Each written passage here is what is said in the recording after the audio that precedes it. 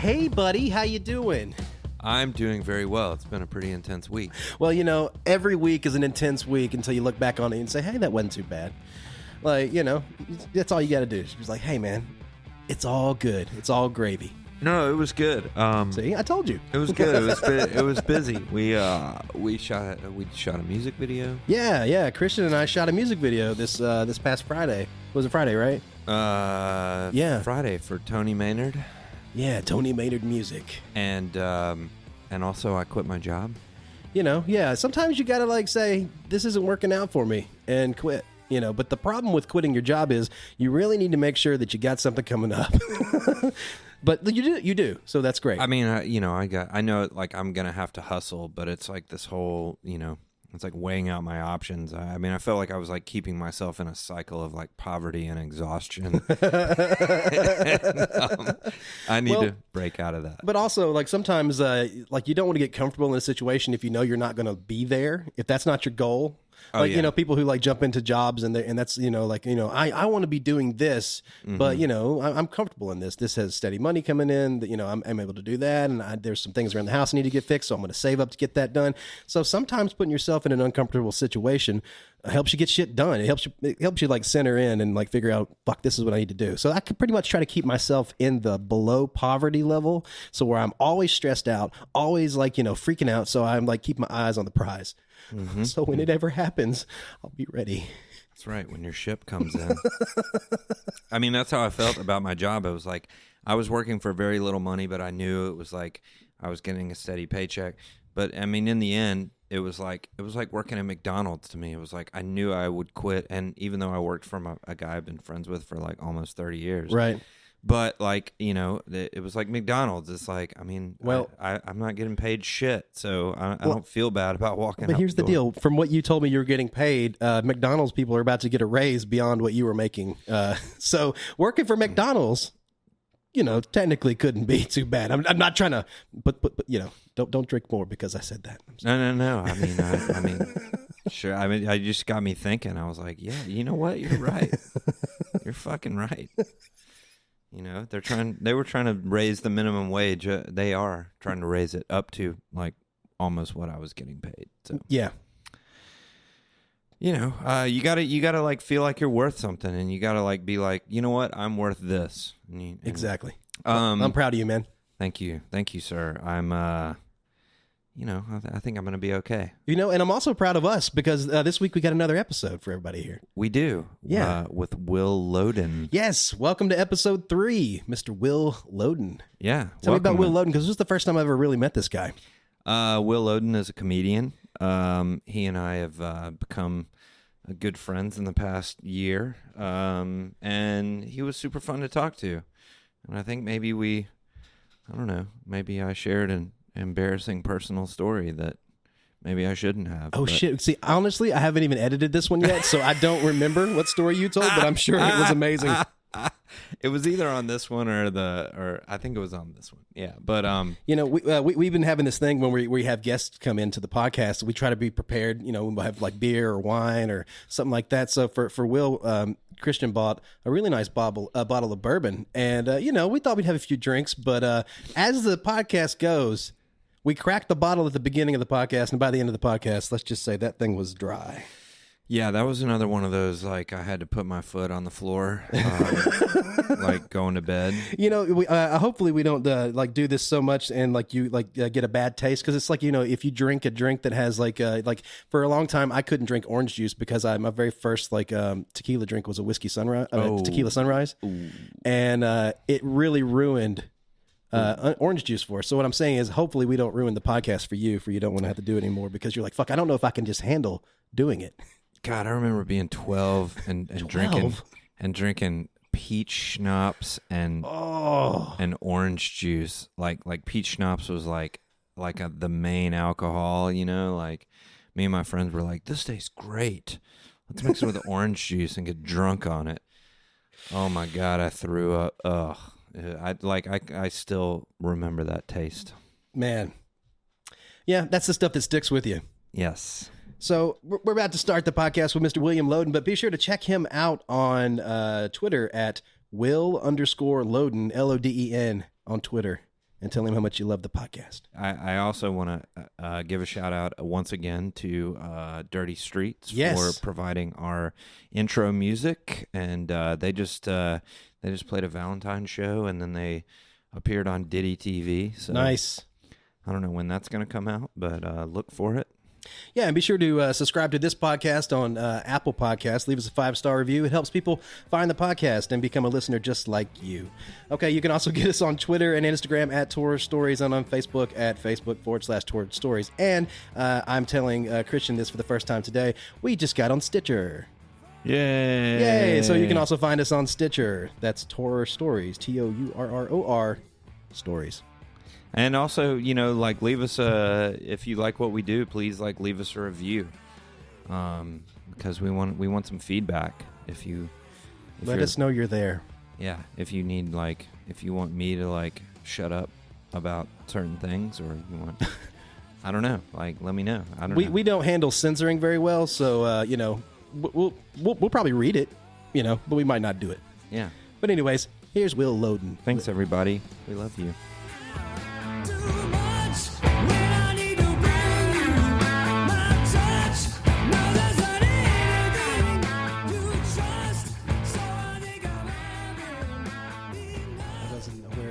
Sir, I'm sorry.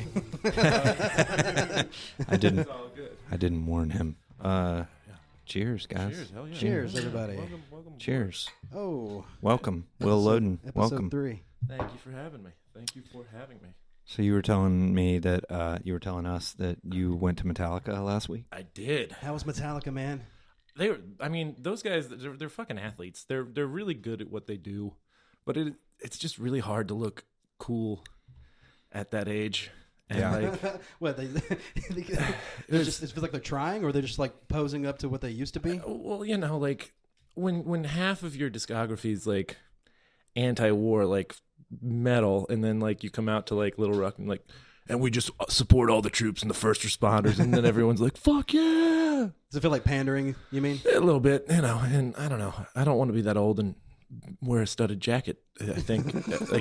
Yeah. And can I just go back to what you said, that they're all good at what they do? Yeah. I would say that 3 of them are good at what they do. Oh, this is the drummer issue, right? Everyone talks about how Lars is a terrible drummer. Yeah, he's kind of. People say that about Ringo, and that's incorrect. Ringo's a good drummer. He's simple, right? And he's doing cool shit. It's you got to pay attention. I went to this. You ever heard of this guy named Greg Bissonette?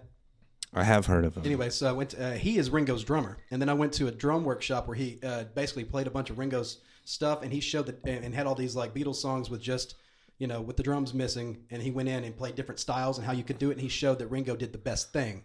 So maybe that's what Lars is doing with Metallica. He's giving Metallica exactly what they need. Right.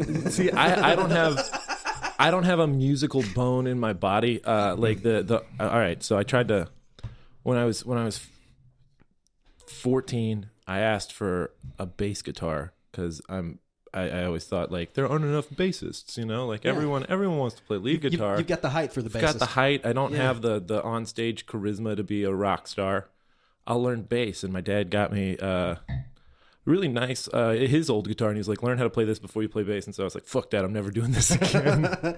And then when I was 20 or 21, I bought a fiddle, and every day after work I would come home from washing dishes and learn I learned Twinkle Twinkle Little Star on the fiddle, and just the screechiest.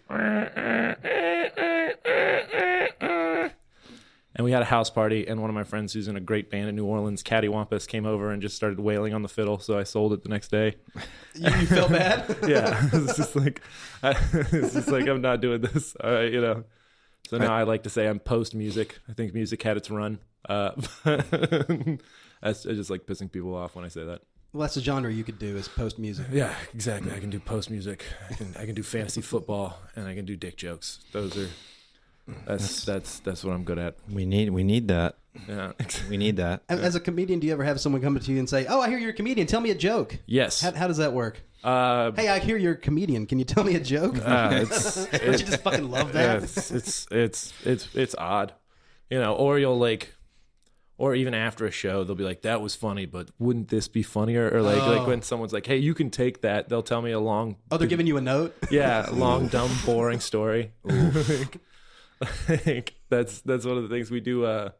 We used to do this comedy workshop called Bits on the Table, and the thing that I would always try to say is just like try to get to the funnier faster. Like no one cares about how your aunt sniffles. Like especially if it's like, you know, she's blackout drunk. Like everyone thinks that's the funny part, not the sniffles part. Right. But you know, that's pretty much where I am. Yeah. It's, I mean, to me, like it's got to be. I mean, I played music for years, and what you guys do is, to me, it's like it's terrifying, and it's there was at some point in this year I ended up doing a thing where like somebody asked me to come up. Yeah. And it was at the P&H. I forget what it was for, but like basically like there was like some real fucking comedians, like, you know, like Josh McClain went up and some other people. Yeah. And I don't know whose great idea was for me to go up last. And they wanted me headlining. Yeah. Yeah. And they and somebody was just like, you know, but I think my friend was like putting it together, and he was like, "Can you just tell that funny story about the time that you like got beat up by an angry husband when you were naked?" And so I told that story, but it was not funny because I have no background in stand-up comedy, Right. And it was terrifying, and my timing was bad, and it was terrible. Well, I mean, there are some great stories that like I've tried to work into on stage, but they're just good fucking stories. You know, they're not like jokes. Mm-hmm. Like, you know, like I really think it's my white whale. One time my family almost started a riot at a state fair because because one of the carnies who was he was in the dunk booth, you know, and that guy's in essence a roasting stand-up comic. You know, that goes back to like throwing fruit at like in medieval times, and you know, like you know, you see those guys. His name's Bobo the Clown. Oh yes, like his name's really Bobo the Clown. I think that's his stage name, but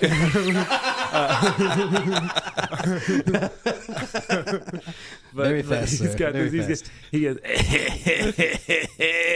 and like my uncle was wearing a 2012 Kanye edition polo shirt. It was pink and had the big polo horse. And like this guy goes, "Hey, I see you in that pink shirt. You go, girl." And I was like, you called my uncle gay. And then he goes, "I don't know why you're laughing, big man. Whatever's in your cup better be diet." And I was like, "Oh, he got me for being fat." Like, all right. And it like, actually hurt my uncle's feelings. So he went and he found like everyone in our family. It was at the Neshoba County Fair in Philadelphia, Mississippi. Like all like 40 of my family members who were just like, we started drinking at like 9 a.m, you know, because that's what we do. And it's 9 o'clock at night, so everyone's hammered. We get 30 people to go over to this dunk tank, and like, holy shit, my uncle slaps like $100 bill, and the like young carnies like. Yeah, no, it looked like a large mob coming, and now I have much more respect for people who organize those mobs. Like, even though they're typically not good, but you have to get people liquored up and going the same way, and it was really fun. But you know, it's one of those jokes that I can't do on stage. Yeah, but you know, I still think it's one of my favorite familial memories. You know, I bet how often does that happen to Bobo the Clown? Yeah. We need to get him on here. Yeah, well, I bet Bobo's got some state fair stories. He has to. It's like, "Hey, how long have you been, you know, the dunk booth shit talker?" He's like, "I got the job in 79, you know, when I was actually working the Tilt-A-Whirl at the time, and I pissed off a guy so much he stabbed me with a corn dog stick, and then I figured out my calling, you know, I was supposed to be in the dunk tank." Carnies are fascinating. They are. That's a hard lifestyle. I used to date a girl that grew up in the circus. Really? Oh yeah. What was her thing? You know her. I know her. Yeah. Oh yeah. I think her name's Jane Fake Name, right? Oh yeah, Jane Fake Name. Yeah. No. Remember when I worked that music video for you, and I brought my girlfriend at the time along to be in the music video with me? Oh yeah, her. She grew up in the circus. No shit. Yep. That's interesting. Good So old she- Jane fake name, yeah. So she's a. Maybe that's why she's in the entertainment business, trying to be, anyways. Well, She's no, kind but- of grown up in it. I mean, once you know that, it really like says a lot about her because she's basically a carny by nature. I mean, Right. she's really good on her short sell. Yeah. Like she could charm a room full of people, but you spend any time around her and the facade crumbles and you realize she's a Oh, wow. shyster. You know? But like, interesting. Because she's typically on to the next town. Well, it doesn't, yeah. My sister married this guy who his dad runs one of those like traveling like carnivals that like show up in like a Walgreens parking lot, you know? Yeah. And they have the really scary like rides that, you know, like, oh shit, they exactly. put all those up in one day. Right. Like, Right. you know, so kind of have that in the family, but I haven't had a chance to go out and really experience. They only have that. 2 eco vans. Do they fit everyone and everything into that? Yeah. you said that was that carnival was in Mississippi. That's where you're from. So I grew up in Texas. All my family's from Mississippi. But I do a bit on stage about how I identify as a Mississippian. I think that's important for me. And my, origin of choice. No, It's better than identifying as a Texan. oh Really? my God, yeah. No, I will, because I spent every summer and winter with my grandma and granddad in Mississippi, and I grew up in Houston, Texas. Like one of the biggest cities in the country, and it's a really great, diverse city. But then I'd go like every summer and light fireworks and play with guns and like burn down fields and shit. That I'd come back and be like, everyone's like, "Hey, have you seen this like new thing called TiVo?" And I'm like, "What?" Wait, what's that? Yeah, exactly. That's Gonna set it pretty on tight, fire? Yeah. I set up my MySpace account at the library, like, because I'm that fucking cool. I really won over a crowd in Texas one time, a crowd of about 300 people. Yeah. I was like, in between songs, I was like, hey, you know why you don't mess with Texas? Because your hands will smell like shit. Oh no! And it was like crickets. Yeah. And they did not, I kind of ruined the Surprised shit. you walked out of there. Yeah. I always like reminding Texans that the way that they won their independence was by beating up Mexicans in Mexico while they were napping. Like, real honorable. Is that true? Yeah, that's all the Battle of San Jacinto is. It's all the Battle of San Jacinto is. It's like They attacked while people were sleeping. Yeah. The Mexicans took like they took a siesta and they're like, oh wait, they're sleeping right now. Like, all right, let's go fuck them up. Yeah, exactly. Is that really? That's that story? Yeah. Wow. Battle of San Jacinto. We lost the Alamo. Well, they were awake then. Yeah, exactly. Yeah. That's rude. But yeah, no. When I was like 21, I moved back to Mississippi. I went to Ole Miss. Then I moved to. Oh shit! I'm sorry. Yeah, no. How was that? It was weird. It was weird. I hung out with a lot of like. I didn't hang out with the frat guys because I was already too old to be at college at Ole Miss, and I'd already done enough like shit in Houston where like I was doing like. I don't know. It was just like, all right, I'm here to just get my degree and Right. play some lax. And then I blew out my knee, so I ended up coaching lacrosse. And I don't know, just it was all right. Coaching lacrosse for the college. Yeah. Hey, yeah, that's yeah. a good gig. At least you're getting paid to. Yeah. While you're being there. Yeah, exactly. It's not bad. Can't complain. It's it's a club sport, so like that was part of it. But it was fine. So when did you get into comedy, and how did that come about? I have always loved comedy. Like I know, like a lot of people say, like, well, I knew I was going to be a comedian when I was like 24, I think, 25, and I started working on a campaign for a guy who was running as a Democrat in Mississippi, and I was like his fetch it boy. Like I was living at his house and waking up every morning, like driving him to like meet with people, and then like I'd go out and like I'd set up signs every day, and it was it was like a 7-county deal. So like I would just be in like the sticks of Mississippi, like northeast Mississippi, and I started writing down all these stories, and I was like, oh, maybe I'll like make a book out of them, and then I went back to Oxford one night to go like meet up with a girl, and she stood me up, and I saw an open mic night, and so I just ended up telling those stories on stage, and I got a laugh, and I was like, oh shit, I think this is what I'm supposed to do. I think this is definitely what I'm supposed to do. Nice. Yeah. Were you just like reading the stories, or did you have any? I had like bullet points from it because I got there at like 4:00 in the afternoon, and like I had seen the open mics before in Oxford, and then that like I realized it was that night, and the girl was like, "Hey, I can't make it tonight." I was like, "Oh well, I just drove 3 hours to like meet you here, so you know, like shit. Whatever." I'm gonna get drunk. Yeah, whatever. I'm gonna get drunk and tell some jokes now. Did you mention her in the act? Of course not. But I really want to thank Jen Fake Name for showing up. Where is she now? I think she's in. I have no idea. Is she a stand-up comedian? No. Don't have sex with other stand-up comedians either. Really? It's a bad idea. So it's off the bill for tonight. Damn it. You can have sex with me. I'm sure. Okay, well, but, yeah. You know.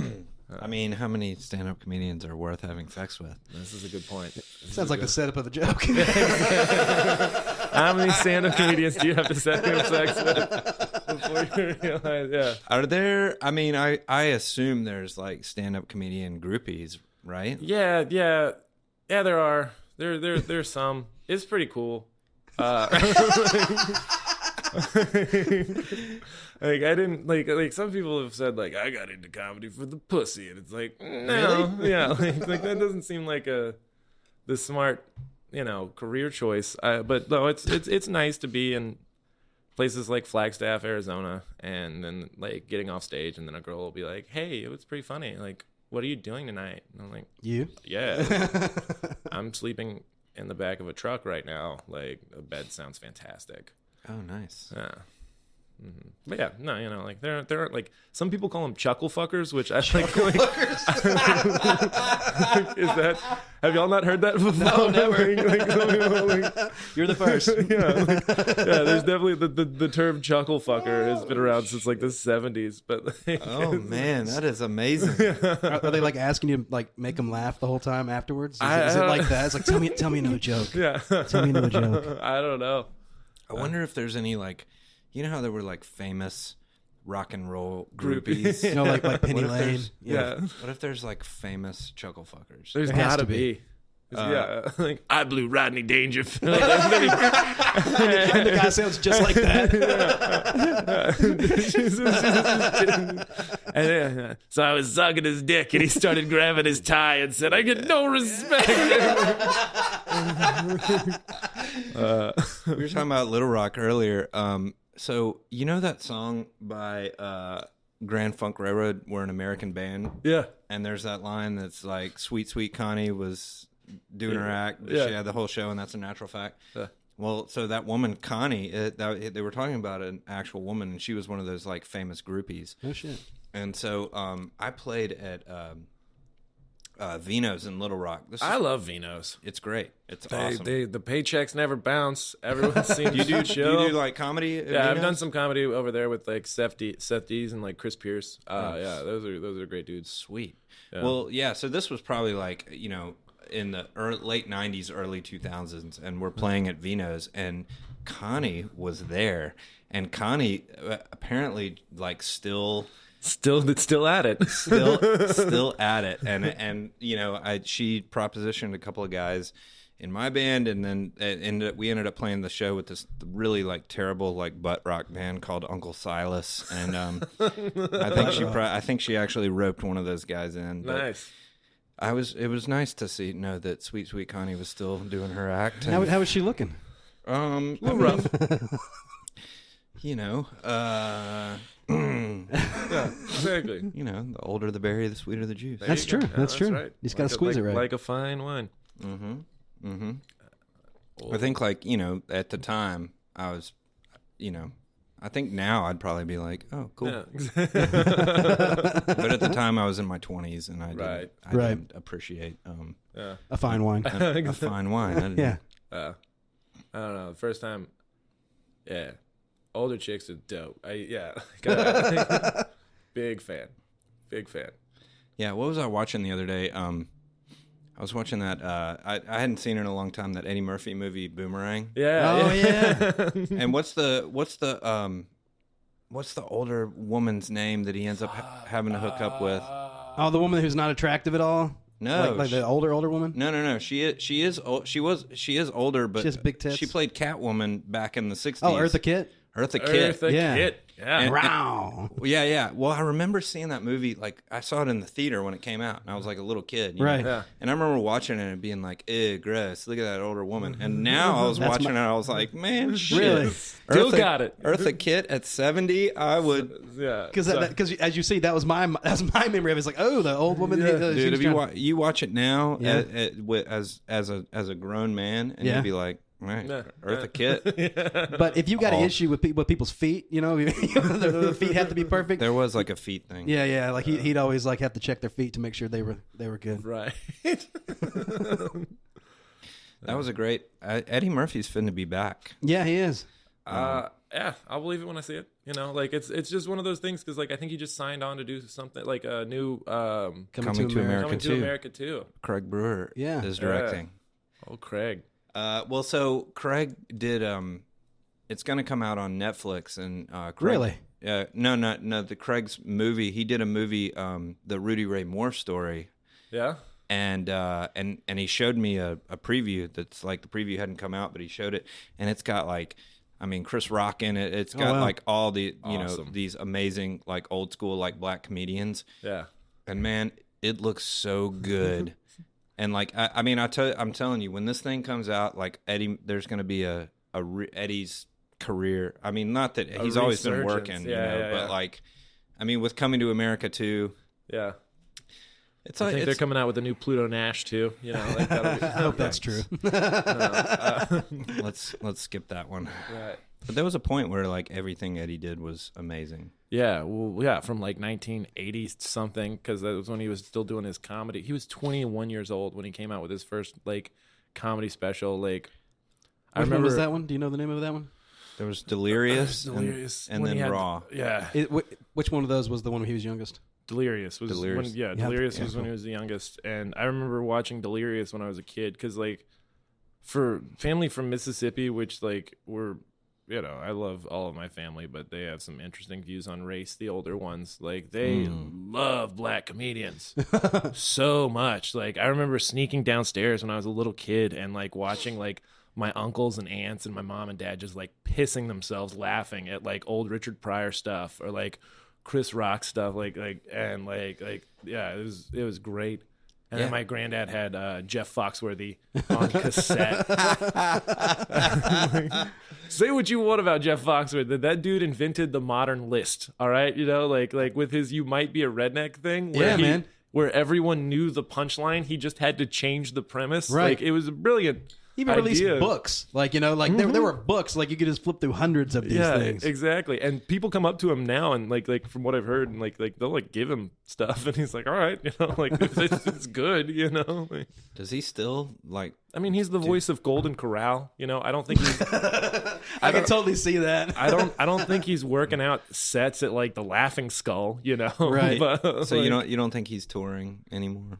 I mean, you know, I would pay to see him. Oh yeah. Like, you know, like I saw Ron White in Tunica. You know, like I saw like. How was that? Was it good? I mean, Ron White. Ron White is the shit. Yeah, he's one of the last cowboys where he like will actually drink a bottle of scotch on stage and just like smoke weed. He's awesome. Yeah. he's Ron White is the shit. yeah. But yeah, I mean, all those old, like, you know, the old, like Eddie Murphy stuff, and I think Eddie was on Saturday Night Live before before Delirious came out. Oh, really? I think so. Yeah. I think he. Yeah, you're right. But both of those Eddie specials from the '80s, Delirious and Raw, are like, I've seen those hundreds of times, and I can watch them now and laugh my ass off. It's like still good. Yeah. And of course, you know, I don't know how it would be if he, you know, if he did stand up again, you know, it would probably be like sanitized. Maybe. I mean, like he was doing a lot of gay jokes in the '80s. You know, like Right. which like I don't know. I think it's interesting when people want to do like historical revisionism where they're like, oh my God, everyone was super offended when that came out. It's like it made $1 billion. Yeah, they were really offended. clearly not. I don't know. Right. Like, would he do that now? Probably not, you know, but like, I don't know. Stand-up specials are just like snapshots of like a point in time, you know, like they're like, especially if they're good, they catch the zeitgeist of whatever is going on at the time, you know, and that's what makes them classics like that. And so I don't know. I had a little bit of whiskey and was pontificating for a second. Yeah, it's interesting. It's interesting to watch stand up from the 70s or the 80s, and then they're talking about political stuff, and you know you don't really get it, but you're like, okay, that's this is a political joke. I'm not getting it. Yeah, so. Seeing how like different stand up is like changed. Like you watch like Rodney Dangerfield and a lot of the old like New York guys who like, you know, like Cat Skillion, you know, like set up punchline, you know, like I don't know, and my wife and I, we had to quit smoking, and quit smoking's rough. You know, we agreed that we would only smoke after sex, and I've had the same pack since 1963, and she's up to 2 packs a day. You know, it's a good dumb, like it's not like dumb, but like it's fun joke. Yeah. Like, some of that, I mean, you know, comedy is real. It like older comedy, it's tough. It doesn't always like stand up. Right. Well, you know, because it's like with the times, you know, so like, I mean, you know, I remember like, you know, like I'll go back and like try to like listen to some shit that I thought was funny as shit when I was growing up, like Andrew Dice Clay. And it's like, I listen to it now and I'm just like, yeah. Well, the Live from LA one, I still like, cause that's like what, like a 2-hour long, like just audio recording, I think. And like, that's what I like about like, so like I'm doing this room now. I like rooms that are in basements that are like intimate, like stadium stuff. Like, yeah, I want to be at some point be able to do that. Cause like, you know, like we said, Metallica just did Little Rock, and I was doing the math. Like if you like they made $3 million gross on a Sunday in Little Rock. Holy shit. Like that's gross. That's before you have to pay everyone out and everything, but it's still, you know, a metric fuck ton of money. oh yeah. And like, And they're doing that like how many times a year? Yeah. Well, and also Metallica has had, I mean, I don't know about now, but like back in the day, they had one of the best record deals of any band. Yeah. In that they got $4 for every album they sold. Each band member got $1. Yeah, and that's amazing. Millions, you know. So those dudes are definitely not hurting for money. Right. That's just before any actual profit sales or anything. They just get that's what they like took home. Yeah, and that deal was unheard of for bands. You know, like it doesn't sound like a lot, but like it is once you sell a shit ton. Yeah, it's huge. Yeah, and it's I don't know how it works now. I mean, bands don't make any fucking money on album sales now. Comics don't make any fucking money on album sales, really. Yeah, you got to tour. Yep. And you're about to go on tour tomorrow, right? Just a little run.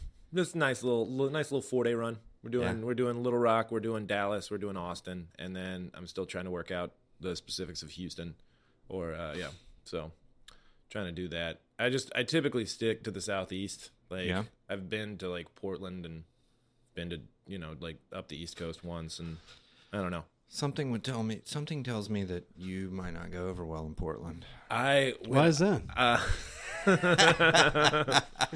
Explain this to me.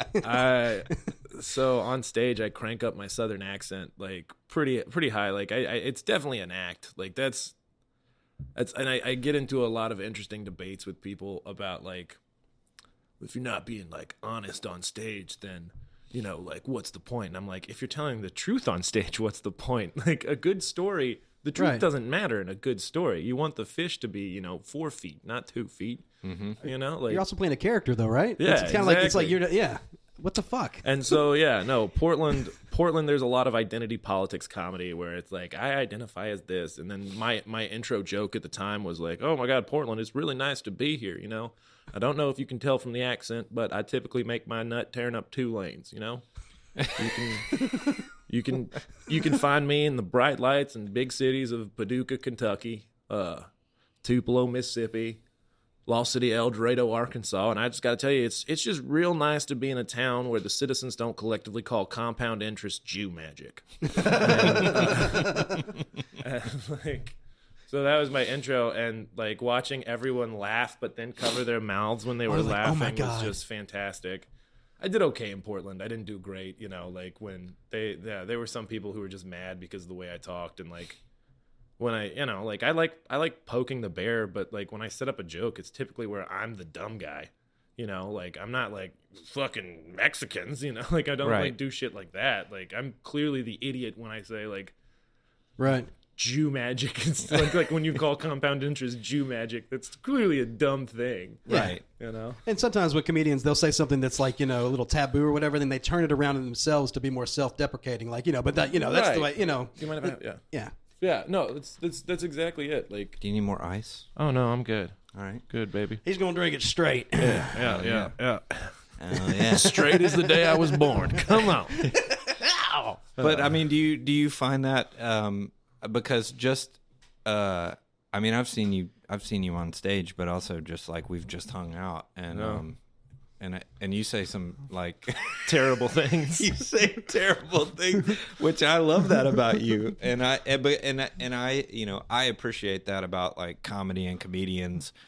But do you I mean, have you had like people get pissed at you like in this Me Too era where you have to apologize for everything where people don't understand that was a fucking joke? Totally. No, I've totally had people get pissed off at me, which is like, I mean, that is what it is, you know, like, I mean, fuck, we had the government shut down for 3 weeks and you're mad because like I said when I was shit-faced, kick all the Palestinians out of Israel. Like, I'm kidding. Like, I'm literally like, I have like, I'm just kidding. And I can't even like bring myself to like not see the absurdity of all of that, you know, like exactly.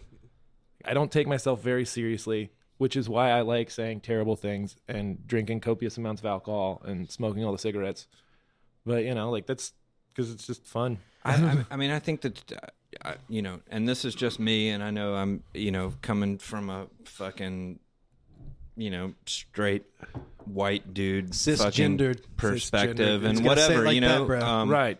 But I mean, I feel like, I mean, you know, for instance, we had Mo Alexander in here. Yeah. And Mo told a joke, and it made me uncomfortable. It did, and I already knew the joke, and I was setting it up, and I was waiting to see his response, and he was like, yeah, and I felt super uncomfortable, because you know, because of like the way things are, and, and you know that people can't, you know, everyone's like taking everything so seriously and. But, you know, I mean, I think about, like, who Mo is, you know. Right. And somebody who would want to get mad at Mo. You know, it's like, I mean. You can't do anything to Mo that he hasn't already done to himself. Well, that's true. So, like, yeah, it's also, you know, I mean, if anybody wants to, you know, I can imagine anybody, like, wanting to talk shit. I mean, it's like, do you think Mo has not been fucking marginalized and doesn't know what it's like to fucking, like, you know, feel terrible about, you know, and all this shit, you know, and so Mo has found this thing in life that, you know, he figured out at some point that if he says crazy shit and makes people laugh, then that's his like gift, and that's what he does, and that's what he does to feel better about himself and everything and the situation. And it's like, man, like if everybody just like talked shit and made fun of each other and made fun of everything, like, we'd be so much fucking... Because, you know, the thing about Mo's joke is this, like... You know, the reason why it made me uncomfortable is because how many fucking women that I know who've fucking been through some fucking hardcore shit, and, you know, and if they were to, like, hear that joke, it might fucking set some shit off, you know? Right. But also, you know, there's the idea of, like, you know, everybody knows some fucking terrible shit. Everybody has a fucking... You know, it's kind of like... You know, I've had fucking relatives that fucking were dying of fucking cancer, and I had to fucking like wipe their ass and, you know, like fucking take care of like a dying fucking person, you know? Yeah. But like, you know, if somebody like made a joke about cancer, I wouldn't get fucking offended. I would appreciate it because it's like gallows humor. It's like the world is so fucked up right now. Like, we got to laugh about something. right. And like, so like, let's make jokes and talk shit and say some, you know, off kilter shit. Well, if anything's funny, then everything should be funny, and laughter is a way to deal with shit. So if you can find the humor in fucked up shit, then that's a way of dealing with it. And like, you know, it's not belittling it, but you know, it's just a way to cope. And also, you shouldn't be aghast at things. You should be able to laugh at things. Right. Yeah, no, and keeping in mind, you know, like, we're jesters. Like comedians come from the old tradition of jesters. who are the only people who could talk shit about the king, you know, to his face. Without worrying about getting their head chopped off, you know, like that's why we wear like funny hats and drink too much, you know, and like, like, you know, because we're not, I don't know. I always get weird when like, when there's a certain part of comedy right now that's becoming like clapter, like clapping instead of laughter. And like it seems more like it's like speeches as opposed to like jokes. Like when people are like, "This is how I identify," and everyone's like, "Yeah," you know, and then like and then this is how I feel about our president. It's like, "Yeah." It's like pandering to the audience. Yeah, well, you know, and like I get that, but it's like if you get more applause breaks than you do laugh breaks, then you're not a comedian. You're an activist, which is fine. It's just interesting how it's all bleeding into things now. Because, like, I don't know.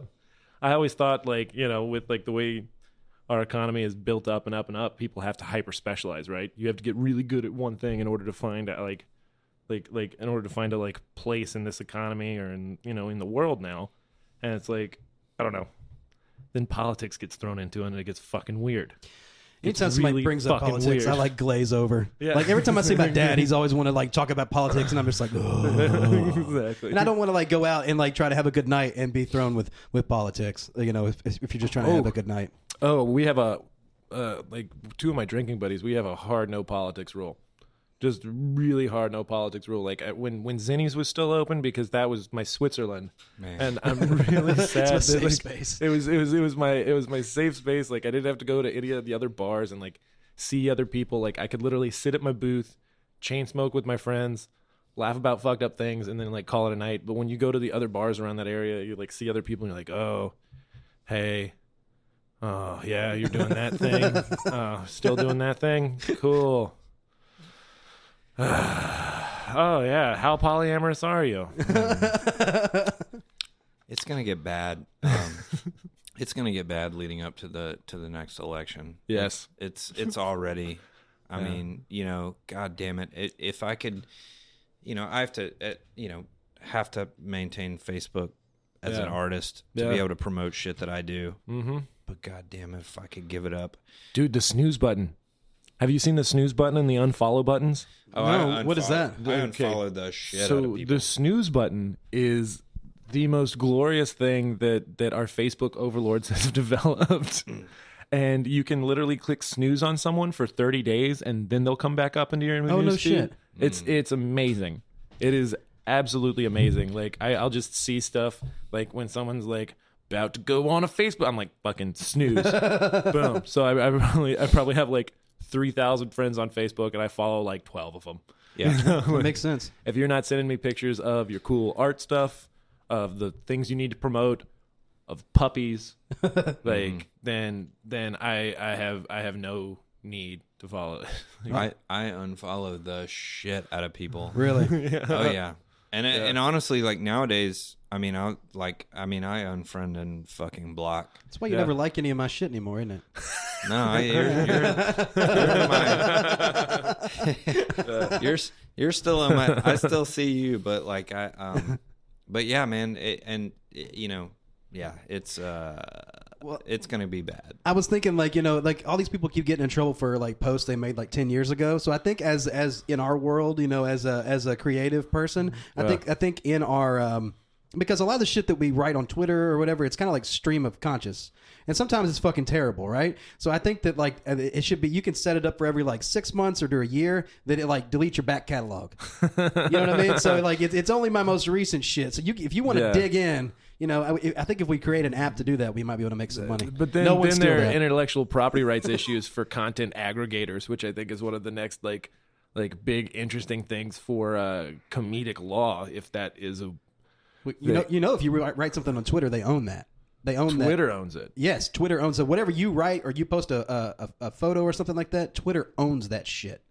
Mm. So you technically don't own that. They can use that in marketing or whatever they want.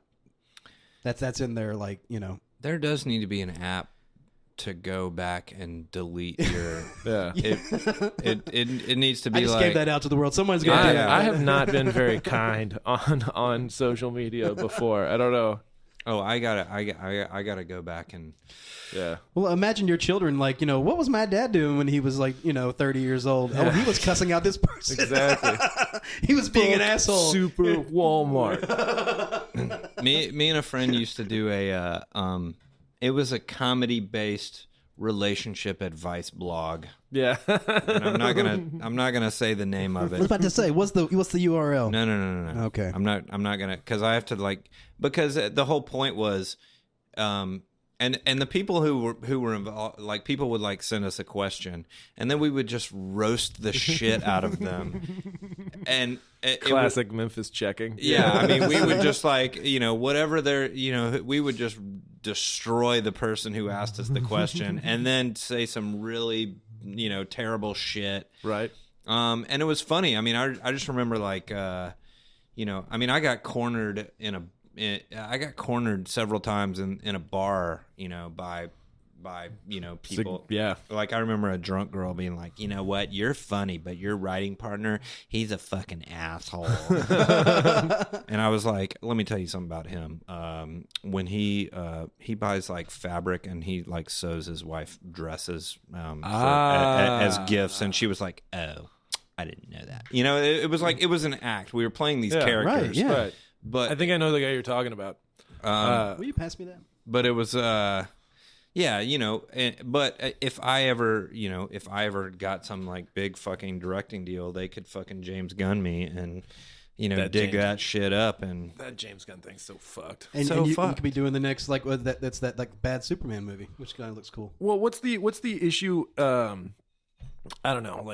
I forgot who initially posited this idea, is that the way that the internet has developed since the 90s, we're basically 21-year-olds as a society with the internet. We don't know how to use it. It's in its teenage to early 20s years. And I don't know if you've ever met a teenager or someone in their early 20s, but they're terrible people. Oh man, yeah. And I think we've gotten to the worst part of where the internet is right now, where everyone's taking everything super fucking seriously. And you remember self-righteous 21-year-olds? Yeah. Ugh. oh yeah. I was one of them. Don't get me wrong. Well, it's worse as fucking teenagers. I mean, I was a fucking angry fucking vegan who would fucking preach to somebody about their fucking wearing a fucking leather jacket and Dude, shit when I was a teenager. No, I was so mad at posers when I was a teenager. I wasn't constantly posturing to finger fuck, yeah. Fucking posers, man. Yeah, exactly. Fucking posers. That guy's such a poser. Why? Because he's smiling at a woman? You sound like you were straight edge. Yeah, exactly. Well, let's talk about I mean, what's your ultimate road horror story? My ultimate road horror story. Well, there are a couple of them, but all right. So the worst road horror story happened a few years ago in Oklahoma. We had worked. I'm not gonna say any names throughout this story. Okay. But you can mouth them to me. We We'll bleep it. We worked with a guy. We worked with this was my first long road comedy thing where someone had hit us up to pay hit me up to pay me money to come out there and do something. And it's fuck yeah. I don't know if you know anything about Memphis comedy. There's only one club. It's out in the burbs, and so we don't get a lot of club work here. So I don't have a lot of club credits to my name, but I've run over 100 local indie shows that I try to run at a professional enough standard. But I go out. We're going out to Tulsa. All right, so we get to Tulsa. This guy says he has a place set up for us to stay. He's got us a couple $100.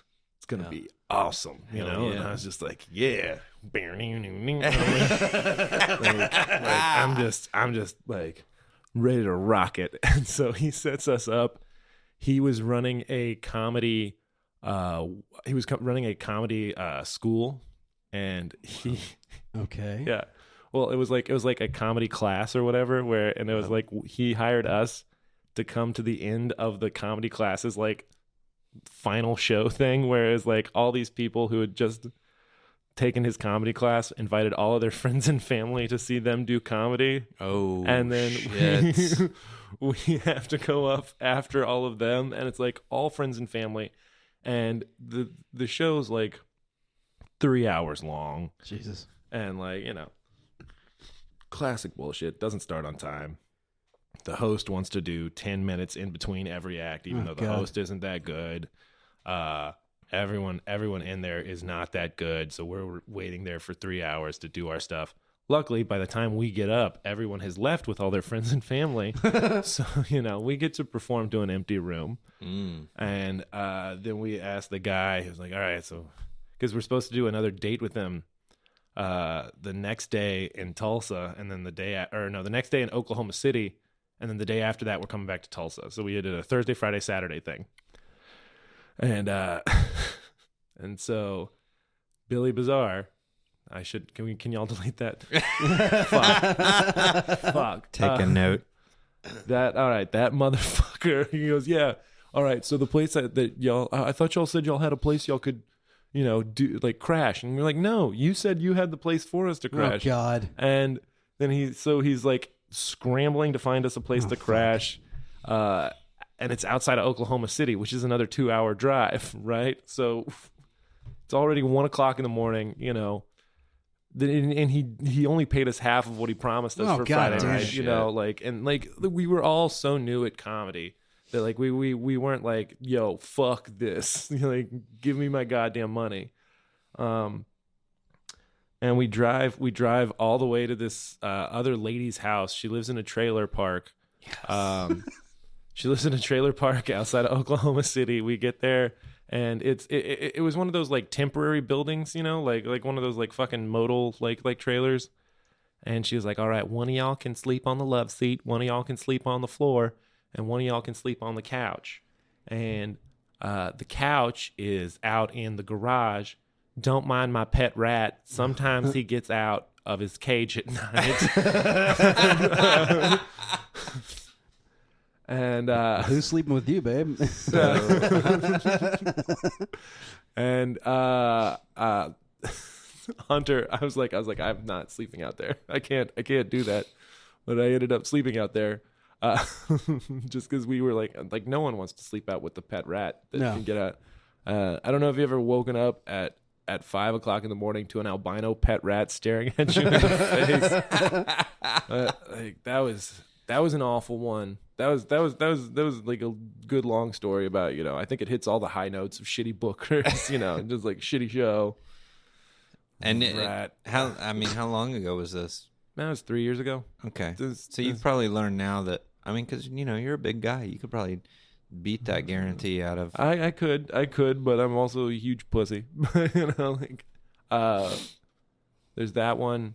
I don't know, like good road stories, or just like bad road stories. No, anything. It could be anything, the best or the worst. And I don't know if it's this way for comedy, but I know for me, I toured a lot as a musician, and it was like the thing about it, and part of the reason like I wanted to like do this is because every time I get around people that tour, it's like we just like share these stories, but like you'll have the best night of your life and the worst night of your life, and oftentimes they back to back.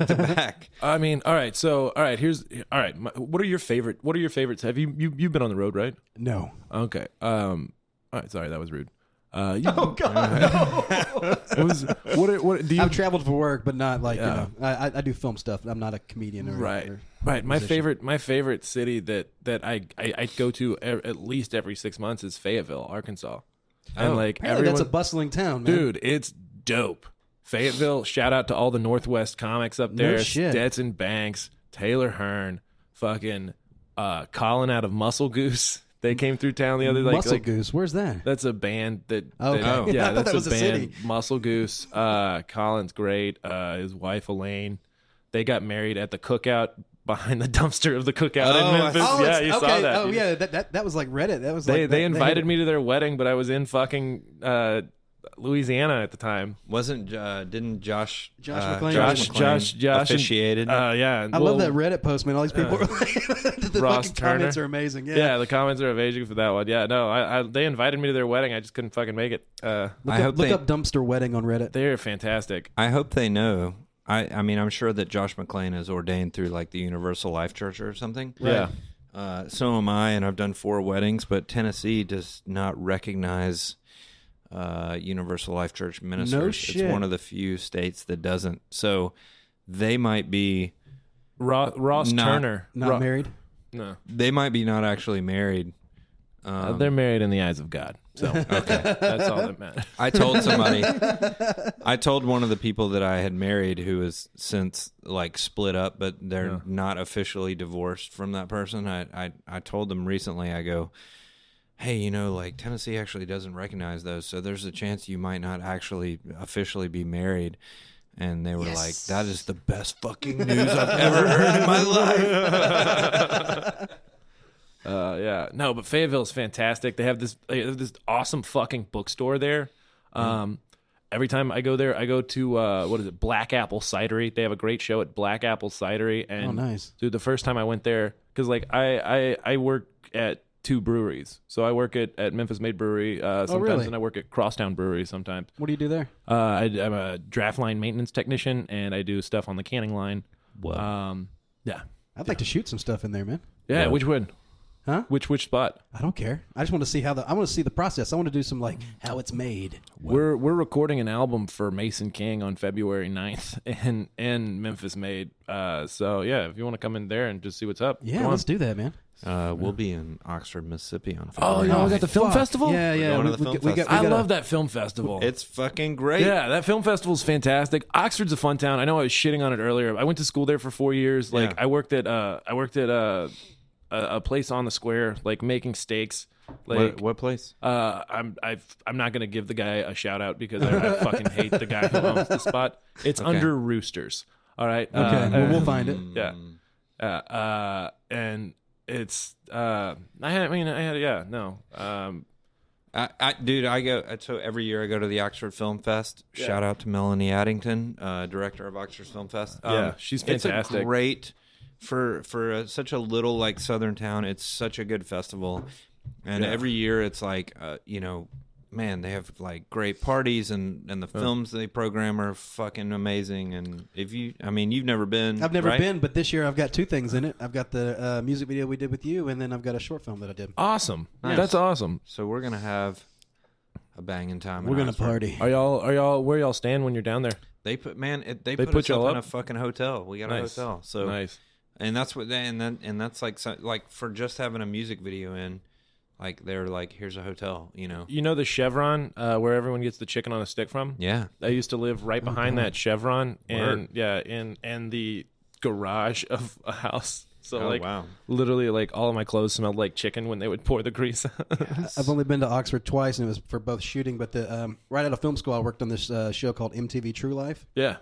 And we were following all these like girls around who would like wanted to be Southern Belles. I think it's one that's like I think it's the episode I'm a Southern Belle. Dude, the running of the wildebeests every year. I'm sorry, when they pick which sorority they're going to be in. Wildebeest. I just call it the running of the wildebeest. I was like, what the fuck is that? It's because they all come out in these giant herds, and like it's so terrifying. Just because they're all wearing, I don't know. Dude, the Oxford, Mississippi hot chick uniform is one of the weirdest fucking uniforms. They're like, all right, we're going to wear a pillowcase for a shirt.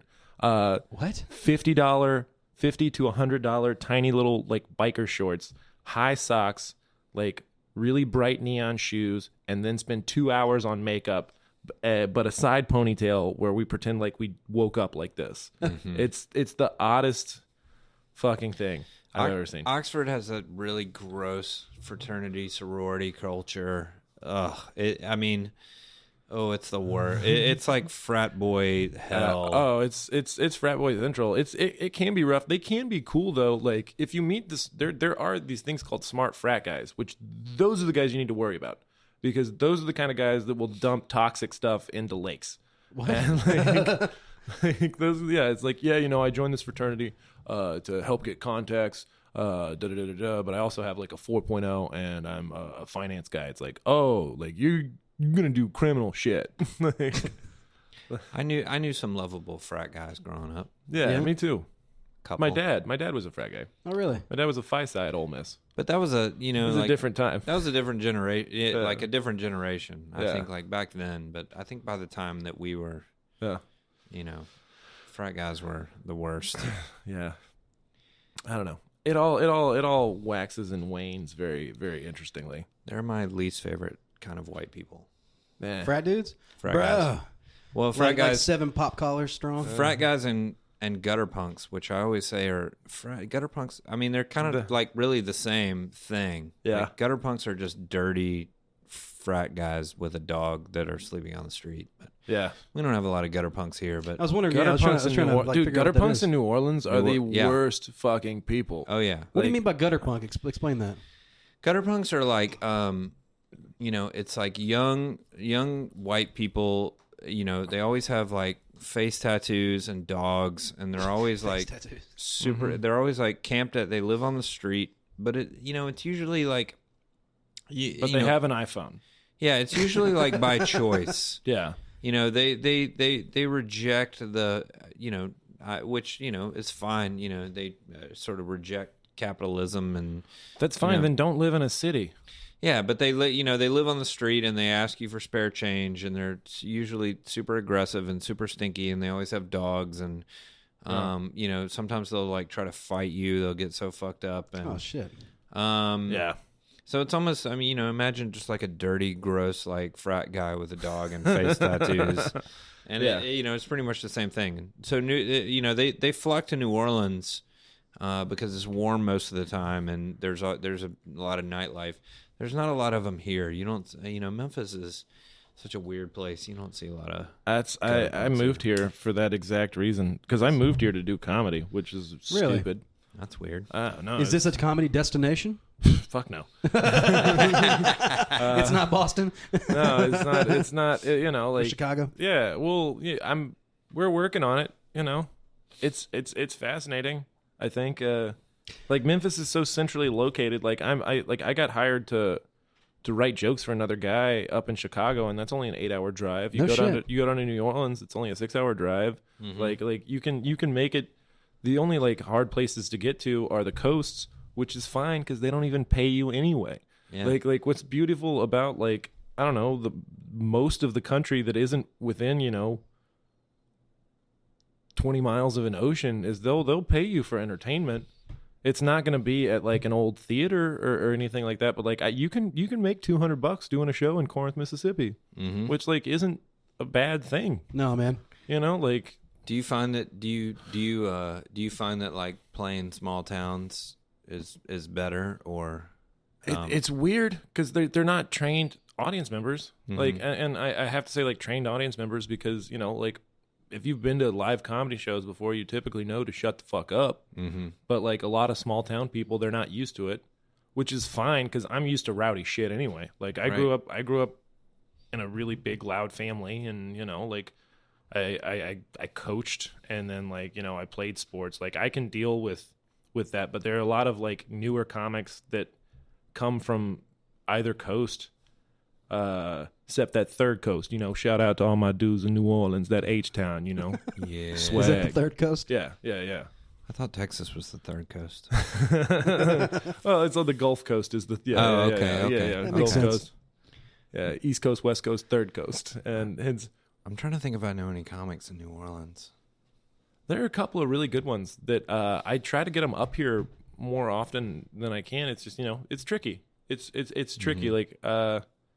Like we work a lot with Little Rock. Mm-hmm. We work a lot with Nashville. Mm-hmm. There are a couple of comics in Mississippi that I really enjoy. That I try to get up as much as possible. A lot of the Texas comics that I like are great. Like. Fucking Fayetteville is so goddamn funny. Like I'm telling you, like and Memphis too, because mm-hmm. Memphis has just some of the best comics I think in the world. Like bang for your buck. Really? Like I'm very serious about that. I think and I know I'm biased about it, but like we are some of the funniest people because you look at like the progression of comedy. Like Like, you know, like when everyone was like Boston, when they talk about like Bill Burr, CK, Joe Rogan, like how they all came out of this one place. I think that Memphis could become that, just because like it's really hard to get people to laugh here. Mm-hmm. It's really hard to get people to laugh here, and everyone sits with their arms crossed and just like in a really negative position. Right. And so like when you leave Memphis to do comedy, you just it's nice when people just start laughing at like exposition. You know, and like turns of phrase. They're like, "Oh shit, I haven't even told a joke yet. This is fantastic." They're actually listening. Yeah, they're actually actively listening to what you're doing. You don't even have to do as crazy of act outs or like anything like that. Didn't Mo say something similar to that? I think so. He did, yeah. And it's also interesting that you say that, like, you know, like I remember reading something on Chris Hardwick, who was from here, and he was saying that you know, Memphis doesn't really have a comedy scene. He was like saying something about that, and then all the comics from Memphis were like, "Fuck you! What the fuck?" And he was like, on Twitter, he's like, "Oh, I'm sorry, I didn't really realize." Well, you know, there's a reason I don't get involved on Twitter is because like I what's the old fucking saying? Yeah, I have this thing where I have alcohol, and like so I'm not fucking around with Twitter because I drink a lot. Frankly. And no, Chris Hardwick said that, but Chris Hardwick also hasn't been here since 1994. That's true. So like, you know, like what the fuck does he like that'd be like me being like, "Oh, there are no good North Korean restaurants in St. Paul, Minnesota." And like then well, you don't know that, bro. Yeah, dude, and all the North Korean communities like, "Fuck you, Will." You got some banging. Yeah, bulgogi. Yeah. You know. I don't. Sure. Yeah, man. I love Korean food. Yeah. Well, I like that you. I mean, I like that you are like sticking here and trying to like push Memphis, because I mean, I feel that way. Like, you know, like Memphis, like, I mean, goddamn, you know, like we have a brand. Like Memphis has a fucking brand, and everybody in the fucking world, and like everything that's there cool. aren't any soft people that come out of Memphis. No, and that's the thing. Like the thing that you're talking about, and I always talk about Memphis people. Like we're all bound by this like sense of tragedy, but because we've all like seen some fucked up shit. Like I could tell you fucked up stories. Right. And I go, you know, I lived in New Orleans, and you know, I would meet people in the, you know, most of my friends were from the film industry, and so a lot of people were like not from New Orleans, you know, because I'm sure that plenty of New Orleans people have some fucked up stories, like they grew up there. But like hanging out with like film industry people, and like we're just like sitting around like shooting the shit, like telling stories. And I tell stories about growing up in Memphis, and people just look at me like, "What the fuck are you telling me?" You know, and I'm like, "Yeah." And then my friend got pushed out of a window, and then like fucking shot in the head, and then we fucking robbed the police drug impound, and then we fucking snorted meth, and you know, like, yeah, exactly. This is being recorded, by the way. Well, that's the thing. I don't know. Like I always make the joke about, because you know the capitals of Mississippi are, you know, the capital of North Mississippi is of course Memphis, and then the capital of South Mississippi is New Orleans. Like there are so many Mississippi expats who like come here for a better life, you know, and like it's just fascinating the tragedy that is behind Memphis, but also like I don't know, I'm technically a gentrifier. I'm not from here. Like my granddad's people lived here, but like my granddad died a month after I was born. I don't know. How long have you been here?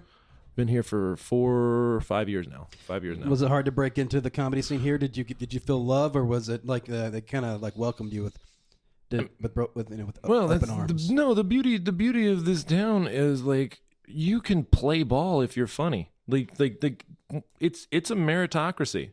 Like I can't say that enough. There are plenty of comics who like in town, and if they listen to this, they'll know who I'm talking about, who I don't particularly care for as people, but I'm happy to book them because they make the room happy. Those motherfuckers. Yeah, you know, like it doesn't matter. And like, you know, the shit talking abounds. Like I work with more black comics than I would say like most of the comics that I know in Nashville or New York or LA, because, you know, like there's like a weird segregation there, and we don't have that opportunity here. Like not that segregation should be a good opportunity, but like, you know, like it's like we do a room in a comic shop, and like we want it to be like super safe and progressive, and it's like I don't know. I run a show in a basement and I run a show at breweries, and like I put the funniest people on there, and it's typically black men. Not typically, but there are a lot of black guys doing comedy here. There are a lot of black women doing comedy here. A lot of whites too. But funny people can play, at least in Memphis. So do you think that every year in Memphis we got this thing called the Memphis Flyer Best, and it always has like the top comics. Do you think that that's like representative of the actual community? I think that the Memphis Flyer. Okay. All right. Well, I'm going to take a shot. Yeah, because I got something to say about this too. This next thought brought to you by Buffalo Trace. All right. Yeah, let's get a little cheers here for a second. Just so that we're all friends. I'm not. I know cheers, quite a few people at the Flyer, and thank you for promoting the album recording that I'm doing. Cheers to the Flyer. Oh, you recording an album? Not me personally. I'm recording Mason King's album. On February 9th. But you're not. Made. When are you gonna do? When I'm ready. But honestly, like I'm not there yet, nor do I want to be, just because I'm a slow writer. Mm-hmm. If I'm going to be completely honest, I don't generate as much content as is like I think 15, 20 years ago, like I would have been fucking awesome. Mm-hmm. But now I just don't generate as much content as I need to.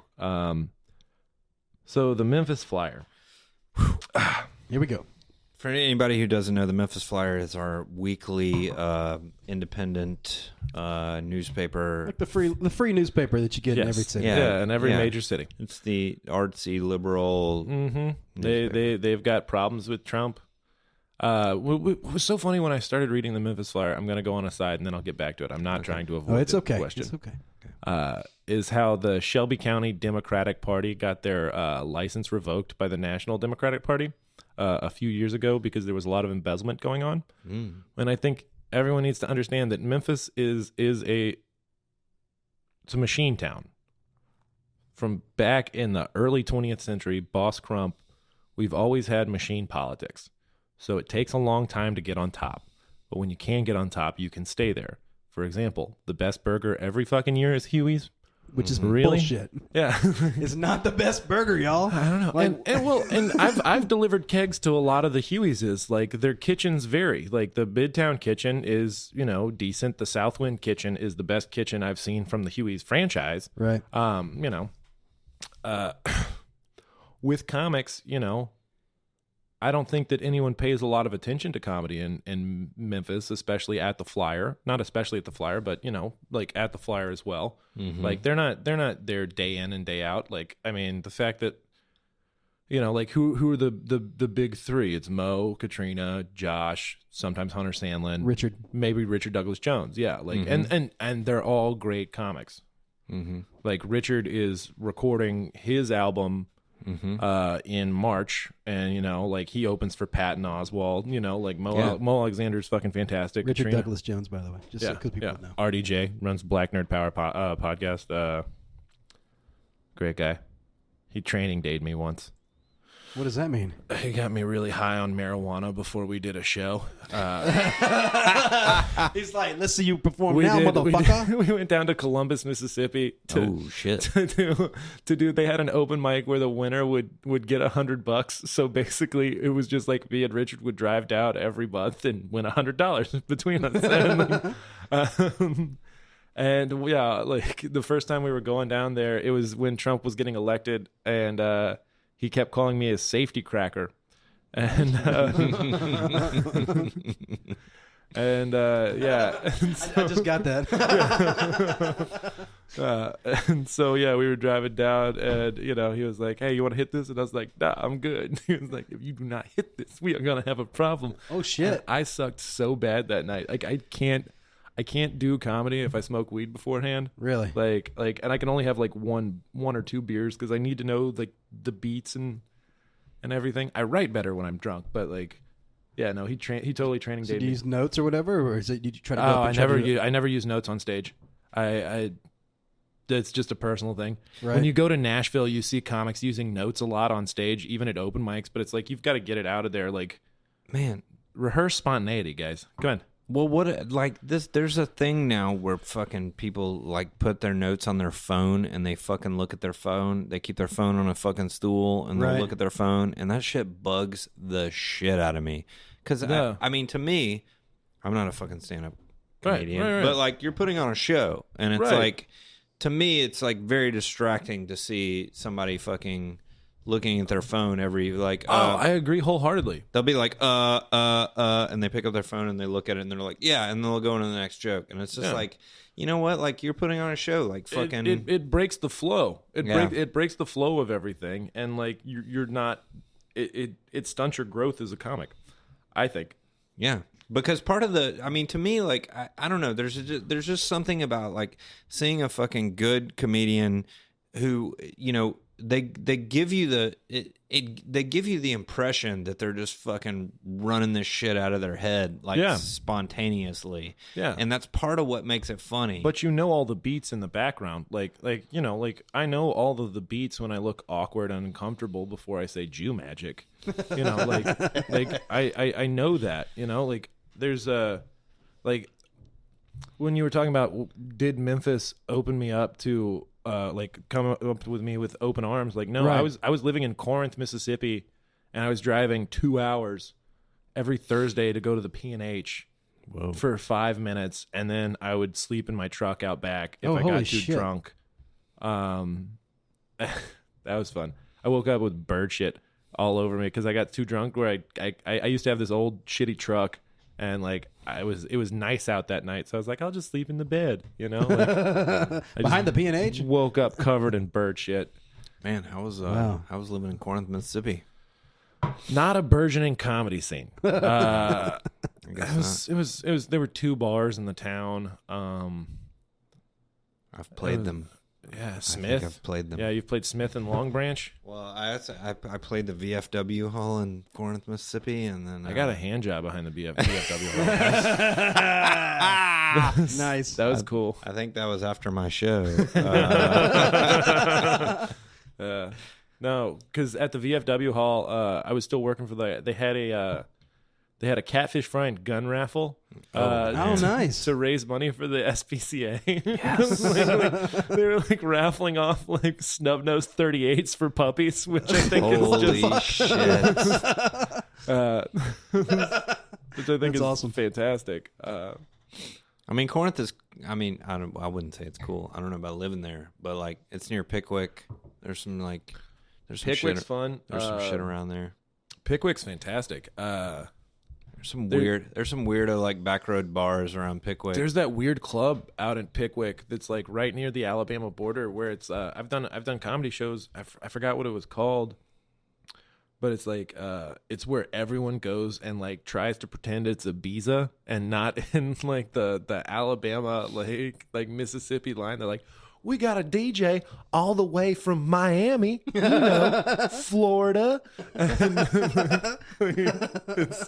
And they're like handing out people glow sticks, and I was like, I'm just here for the fried mushrooms, man. Like I don't want to be here. Like, I don't know. Oh shit! No, Pickwick's fantastic. There's that old chalk mine out at Pickwick. Really? It's an old Civil War chalk mine because like chalk was used to make gunpowder, and like it's supposed to be on like it's old TVA shit, you know, like Tennessee Valley Authority shit, and like you can pull up a boat into the chalk mine and like walk down into the chalk mine, and it's really cool, except like, you know, it's chalk. Yeah, well, except, you know, like graffiti and like broken bottles and stuff. Oh shit! Right. But, like, you know, like I don't think I've ever seen like natural chalk. Is it like hard? No. It's so chalk. It's soft like chalk. Yeah, it's soft like chalk. Interesting. Like, I had no idea. Neither did I. What color is it? It's like a whitish gray. Interesting. Huh. I had no fucking clue. Huh. You know what a great thing is to do around so close to Pickwick is Savannah, Tennessee. Yeah. Dude, is that the elephant spot? No, it's the every weekend the flea market. Yeah. There's an outdoor flea market. Like a dirt flea market? In Savannah, Tennessee, open air flea market. And it is the best people watching that you'll ever fucking do. Because these fucking hillbillies like come out of the woods once a week to fucking sell this weird shit that they've collected. And it is fucking glorious. Yeah. Oh man. Make that trip sometime. Oh, it's fantastic. And then also because there's the elephant retirement home out there too. What? Yeah, there's this crazy old out near Savannah, and like it's a big sanctuary for old circus elephants and like old zoo elephants that like they take out there because I was working out there in like 2014-ish, I guess. And I went up there because like I don't know if you know that it was right when I first started using Tinder. And like I don't know if you've ever done Tinder in small towns, but yes. Oh, it's fantastic. You meet everybody? I only use Tinder now to get people to come to my shows. Like, hey, are you into comedy? like, all right, we're in Meridian, Mississippi tonight. It's time to just swipe hard rights all night. Yes. That's the good. Yeah, Really? yeah. There's not much good swiping in Meridian, Mississippi. Not a lot. I almost got into a fist fight in Meridian once. Oh, let's hear about that. No, they put us up at a karaoke show. They were like, it was like they were doing comedy and karaoke, and I don't know if people who come to do karaoke really don't want to listen to like they want to be the center of attention. Mm-hmm.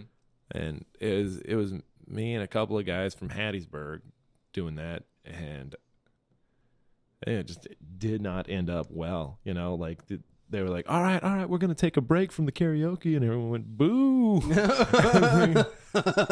It's time to listen to me. Great. Wow. And this was at the O'Charlie's in Meridian, Mississippi. You come out and do a song first just to get the crowd going.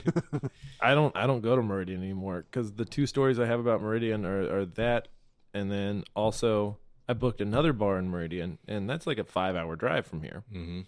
So I drove all the way down, and that was when they told me it was packed. This bar was packed, and I was like, oh shit, everyone's psyched to see comedy. Nice. They don't know who I am, but at least they're here to see comedy.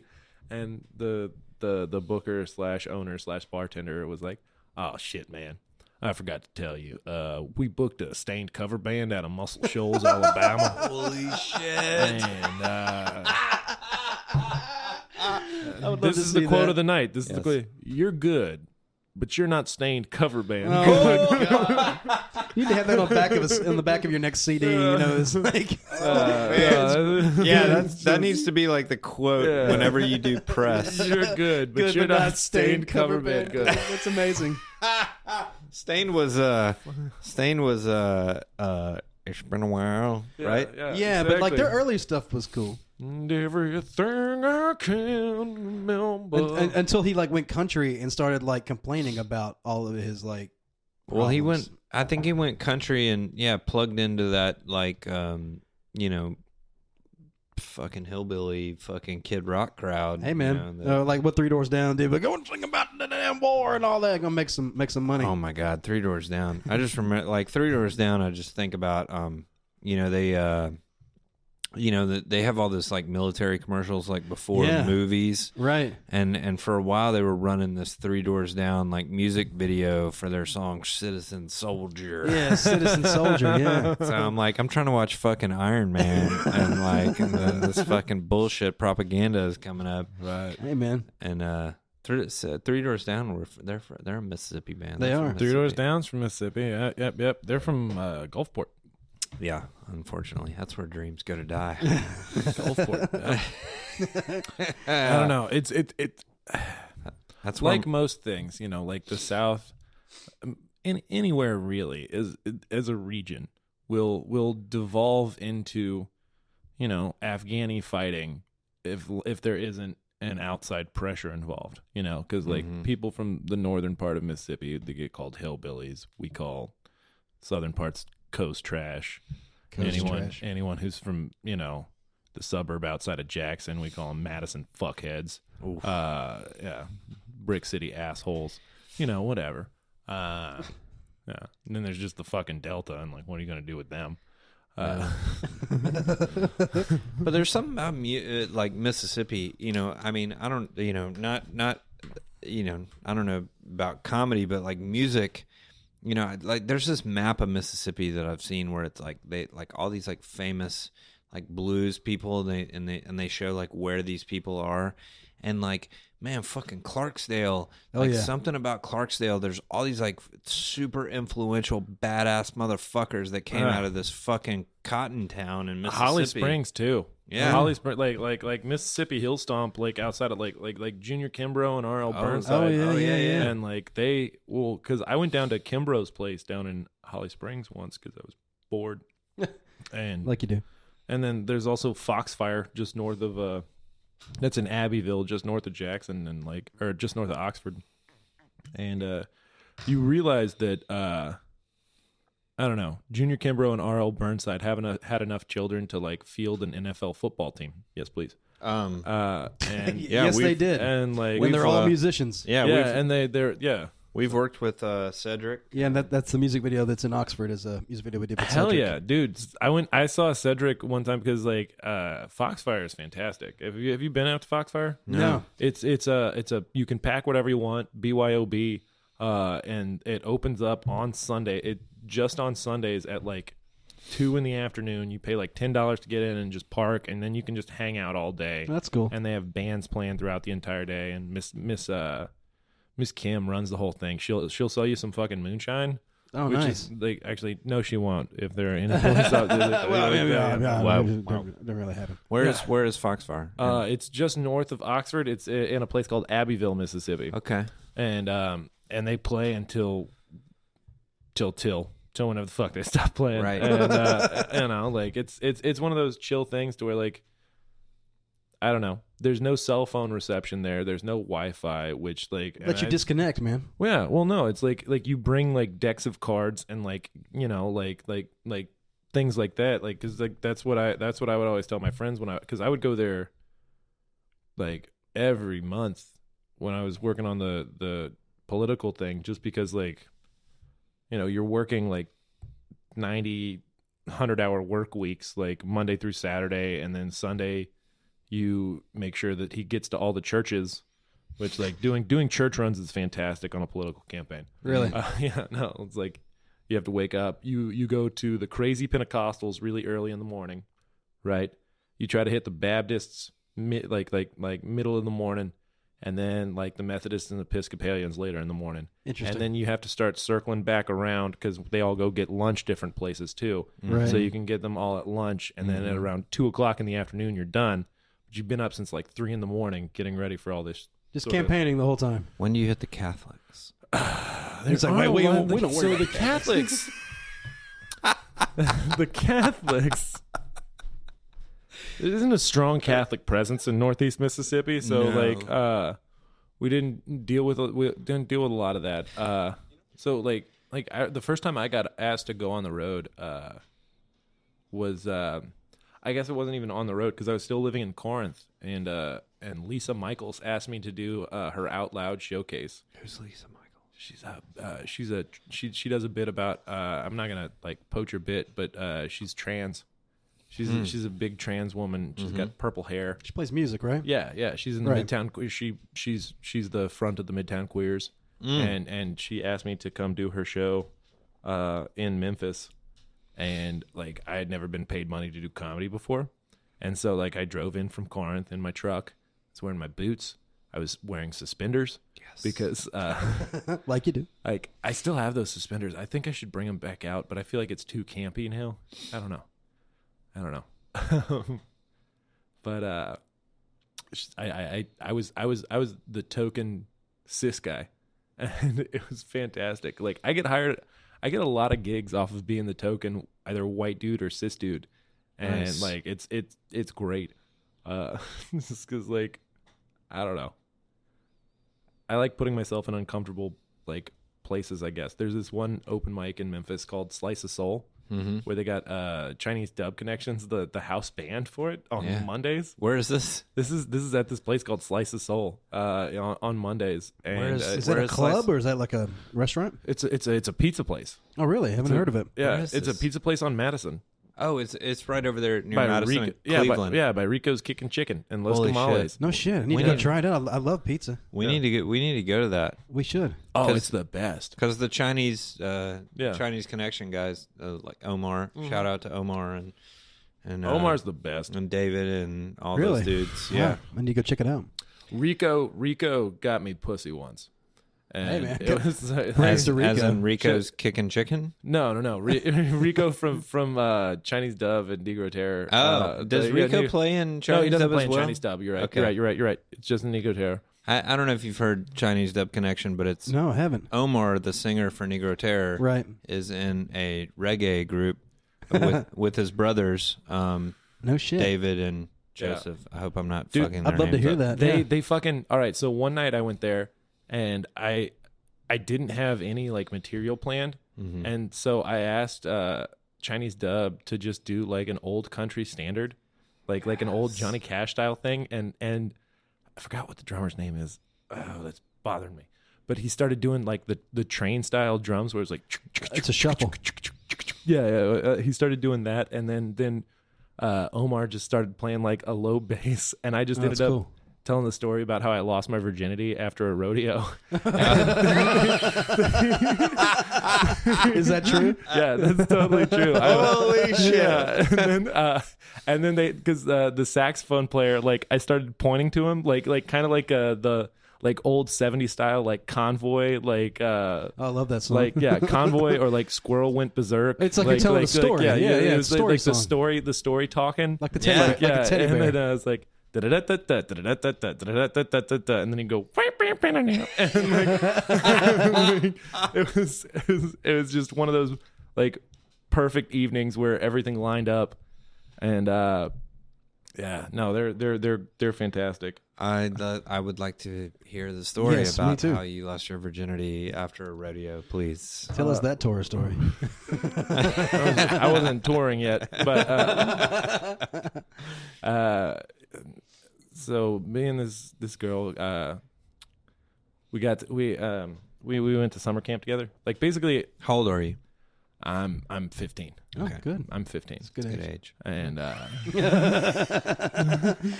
I'm gonna light some candles and turn the lights down yeah, a little bit. exactly. One second. Thanks. Let's Yeah, get this there we go. sexy We in already here. got the candle lit. Let me. All right. I'm listening. I'm ready. And she so we go. It was the Houston Rodeo, the largest livestock and rodeo show in the country, and I got 2 tickets to Pat Green. Not bragging. Old, like not old Texas country, but like Texas country, like That's like 2 tickets to paradise.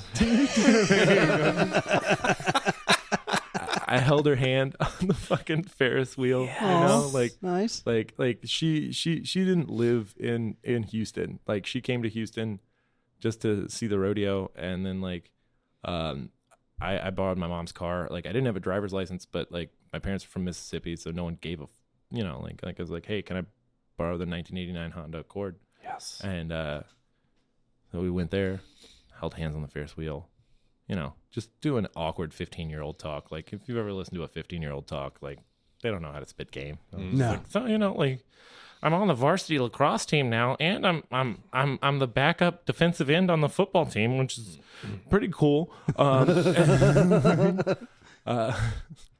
And then I bought us a giant turkey leg. Yes. Nice. This is romantic. Yeah, romantic as fuck. A turkey leg to share Yeah, Oh. exactly. Like I was gonna like Lady in the Trampet, but you know, with the turkey leg. You're just gnawing on one side, she's on the other. no.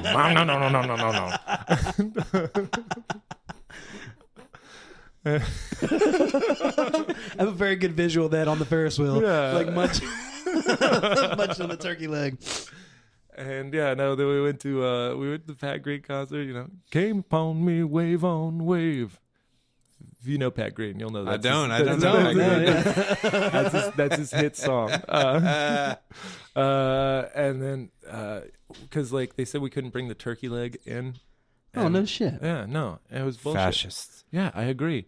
So You're standing outside finishing it? No. I got some wax paper from the funnel cake guy. Oh, yeah. And I wrapped it in wax paper, and then I hid it in my mesh shorts because, I went to the rodeo in mesh shorts. Yes.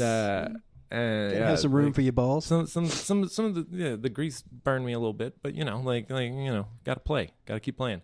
And we ate the rest of the turkey leg in there, just passing it back and forth. I think I had taken some tequila from my dad, so Nice. everything was good. And then we went back. She was at the Holiday Inn with her mom, but we were staying in the car, and I was like, all right, well, you're home safe. And she was like, you want to go sit in the back of the car? And I was like, why?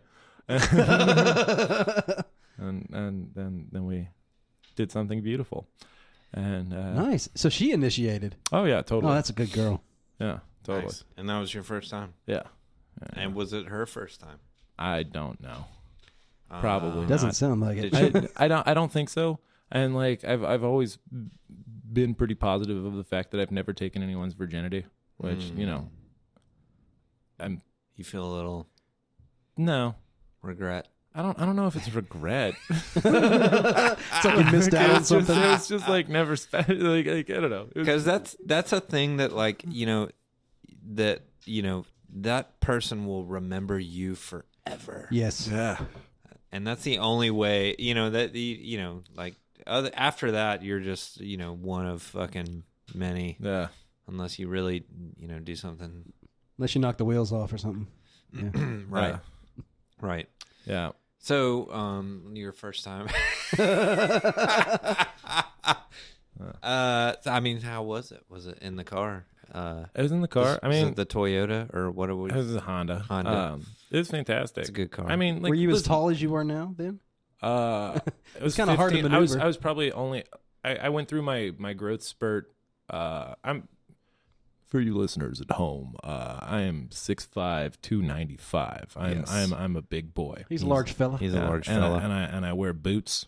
Mm-hmm. So like he is wearing boots. Yeah. Did you wear a condom? No. Fuck yeah, man.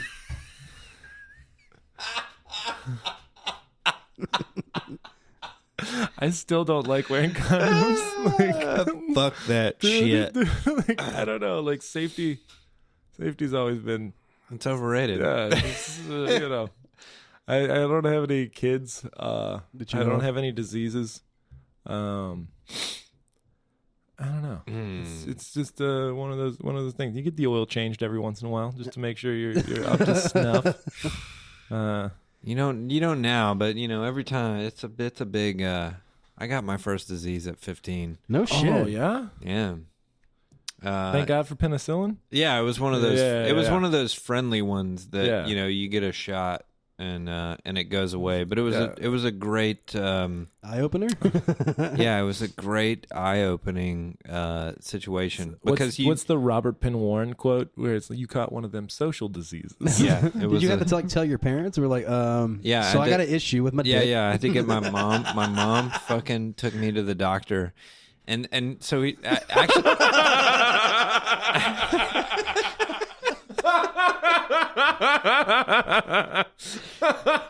So the deal was my friend his parents were out of town, so like there was a party at his house, and he lived in my neighborhood, and I was sitting on his bed playing Super Mario Brothers. Is this going where I think it is? Yeah. I was playing Super Mario Brothers, and this girl came in and she snuggled up next to me, and I was really not interested in her. But she was like, she started kissing on my neck, and where are you guys finding these girls?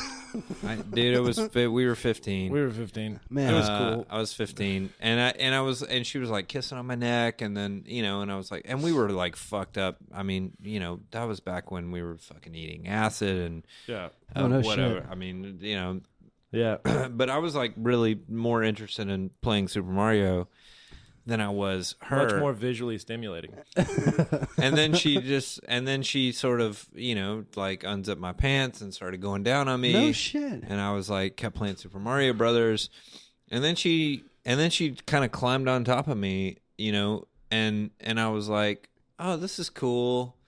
And then it wasn't that cool. I wasn't into it, so I kind of put a stop to it after a couple of minutes. Right. And that's all it took. It was she was a dirty leg girl, and she infected you. All it took was a couple of minutes, and then now you have trust issues forever. Yeah. A couple of days later, it started to burn when I pee, and you know, and then damn. Yeah. So I had to I was like, hey mom, I think I need to go to the doctor. So yeah. Was that your first time What? having sex? No. Okay, good. I'm about to say, because if your first time having sex and you contracted some kind of fucked up disease from some dirty, like 15-year-old girl, like that would be that's pretty intense. I mean, I kind of feel like I think that everyone should, you know, I think it would be good for everybody if everybody got one of those like friendly ones, you know, like gonorrhea. I got a friendly one. Yeah, really? Yeah. I got a friendly one. Wow, I'm feeling a little left out here. Yeah. I got a friendly one the night Obama got elected. Oh shit! Yeah, it was pretty cool. Nice. It was no, because it was the first time. It was the first time I could vote. It was the first time like everyone I knew could vote, and I worked at a smoothie shop right next to a liquor store, and I don't know why that was funny. I was on the same smoke breaks as the guy who owned the liquor store, and that's awesome. like I've always been really tall. Like I don't know, like I guess I'm technically a millennial, but like how old are you? I'm 29. But also like you are. Yeah, but like all my family, like I spent every summer and winter in Mississippi, and then like didn't have internet at the house, and like you know like grew up with people yelling, and like I could walk to school and stuff like that. Like I just had time on my hands to like figure things out, right. and like fireworks and steal cigarettes from people's grandmas, and you know like well, you know, it was like that. And so like basically I became the guy at high school who could get people liquor. And because you looked older? Because I was 6 foot fucking 3. And this guy's like, totally 21. Yeah, exactly. I was like, hey, what's going on? Can I get some Goldschlager? Like fucking. That's what you get for everybody. Yeah. This looks cool. Well, no, this looks cool. I would get that for them. Like I you know, like I marked up my prices. You know, but, yeah, man, make a little money on the side. But yeah, no, I caught a social disease on the night Obama got elected because I had to go to. We went to class the next day, hungover, and then by that Friday, like my dick started hurting. Ooh. And oh shit, that happens quick, right? Yeah, no, it was in November. That was when we were about to go to playoffs for football, and then like I was like trying to pee and not pee at the same time, and my offensive line coach, Coach Martinez, goes, "Oh, you got the." He said something like it was like the Da Nang tickle or something, 'cause like, you know,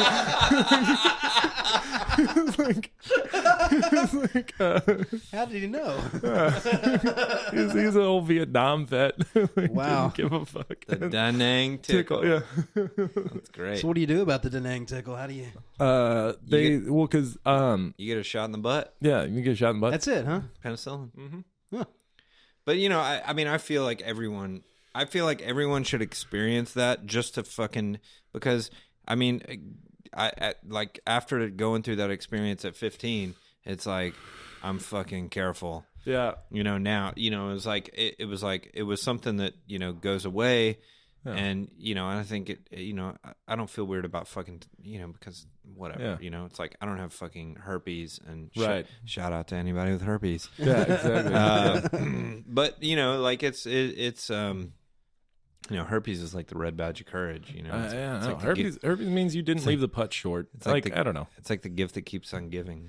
I was working in a kitchen in Oxford. I was working in that kitchen we were talking about, and I was dating a sorority chick. She was the president of her sorority, and she was clearly just slumming for a little while. Mm-hmm. Right. And she came down in the kitchen one day just because she was bored. And she's like, hey, Will, what's up? And I was like, what's going on? Just working. And like I was working. It was me and like 5 black dudes working. And like as soon as she left, they were like, hey man, why haven't you put a baby in her yet? Like, shit. I was like, I mean, that's not really how I think. It's like, but you want to hang out with her more, right? Like, kind of, but like, I don't know, like, that's a long time. Like, no. Man, oh man. That's a different like mindset. That's a crazy mindset. It's a crazy different mindset. I worked with a dude recently. I mean, I work construction. Yeah. And recently I worked with this dude, and he was in his 20s. He's in his late 20s. And he's like, he just had his third kid. Holy shit. Yeah. With his baby's mama, and like. And then there was so we were doing, I was like running a crew of like, we were doing demo, so we were like demoing this like fucking building, like gutting this building, and I'm running a crew of like labor ready dudes, and that's how I met this dude. But he's cool as shit. He works his ass off. He's fucking my homie. Yeah. But like, but there was a girl that was working on the crew with us, and he ended up fucking hooking up with her. Yeah. He just had his third kid with his baby's mama. Fuck. Yeah. And then he's like talking about this like girl that he's hooking up with now, and he's like, yeah, I mean, I think, he's like, she's trying to like get pregnant. And I'm just like, man, fuck that, like, I mean, for him to be in his like late 20s, I mean, he's probably 29. And he has his third kid, and then he's just thinking about, he's just talking about like this girl that he's hooking up with now, and then she's trying to get pregnant, and he's talking about it like it's like no fucking thing, Right. And to me, oh my god, I remember when my best friend was like, I mean, he's been with his fucking wife. She's his wife now, but like they dated since they were like 15. Yeah. I remember when he called me and told me that they were gonna have a baby. And I go, he's like, calls me and he's like, hey man, we're pregnant. And I go, fuck. I'm like, what are you gonna do, bro? And he's like, no, man. I mean, we're happy about it. Oh, okay. And he's okay, like, cool. We're good then, right? And he starts laughing at me. He's like, dude, you act like somebody died. But that's how I haven't seen him in 2 years. That's how I would feel if I fucking got somebody pregnant. I'd be like, fuck. I don't know. It's a team sport thing, I guess. Like I'm terrible when I'm on my like right now, like literally I carouse.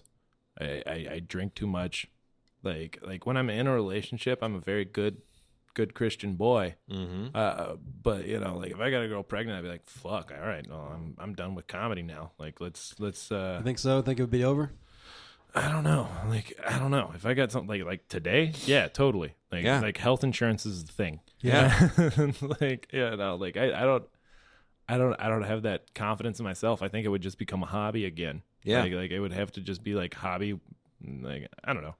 Well, dude, you just unload all of your fucking bullshit on the next generation, that's right? True. Just like see what happens. And same with me. Like, I mean, that's the whole fucking thing. It's like if I got somebody pregnant, I would have to like quit. I feel like like my whole like dreams of like being a filmmaker and making a living at it, it's fucking over. Yeah. It's that's the way I feel about it too. But I keep getting the pressure from my parents. My mom's like, we only have grandsons in the family. We need a granddaughter, and that's up to you. And my dad's like, well, you're the last Callan in the family line, so you're the one that has to like pass the name on. Down, and by the time that you even have children, if you do, I'll probably be dead. And I'm just like, what the fuck are y'all doing to me right now? Like I have no like nothing. Like what the fuck, man? Like don't put that pressure on me. My mom's realized that I'm not the person to ask for that. And also, she's always been really shitty to anyone I've brought home. It's fantastic. Oh, so she shuts it down? No, she doesn't shut it down. She just knows how to create. It's this weird thing. So, like my mom's side of the family, it's just conversational Darwinists. Like that's like if you can't defend your point at Thanksgiving, everyone will fuck you up. Like, I didn't go to Thanksgiving for a while because, all right, so my mom's an accountant. My uncle's an accountant. My other uncle's an accountant. Oh, shit. My other aunt, she's the head of English curriculum in the entire state of Mississippi. And this is all one family. And then my granddad on that side, and he's the only granddad I got left, he's an accountant. And he's a tough old son of a bitch. Like, I go and hang out with him. I change his catheters now. Oh, shit. Yeah, no. Like when you were talking about, like, wiping, like, cancer patients' ass, like, I made a joke out of changing my granddad's catheter. Because, like... What's the process of that? I'm trying to... You actually run a cable up the dick? Yeah. Yeah, no. God, that sounds terrible. You lube it up, and then... No, like, well, the fucked up thing is, and, like, this is how tough he is as a person, is he's still able to shit talk while I'm holding his dusty old dick. And, like, he's still able to shit talk me. Like, he told me I had soft hands. While I was holding his dick.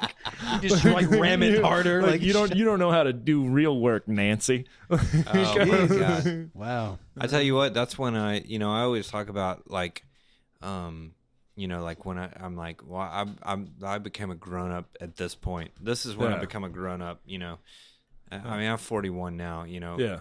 And it's like when you're in your 20s, you feel like you're fucking grown up. Mm-hmm. You're not a fucking grown up.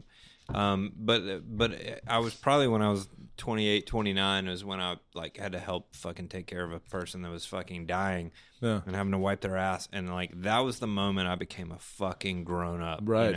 Like that's the shit that's like, you can't come back from it. Yeah. No. Well, you think about like what is a grown up?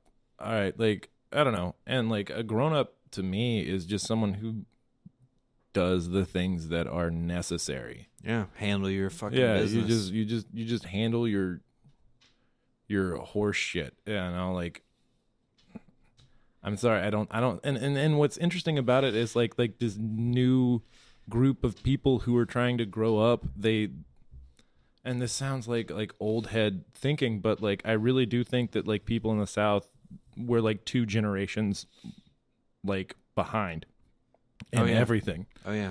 Like when people are like, I think there should be no bullying in high school. And you're like, well then how will they stop being faggots?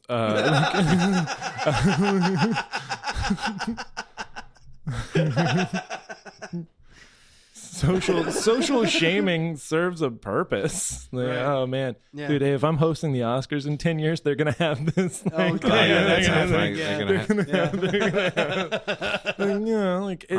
they going forward with no host for the Oscars now because Kevin Hart dropped out? I think. How the fuck are they gonna do that? No. How does that even work? I can't believe that. All right, apologize when you fuck up, but like, I'm not gonna apologize for something that I said 10 years ago. Right.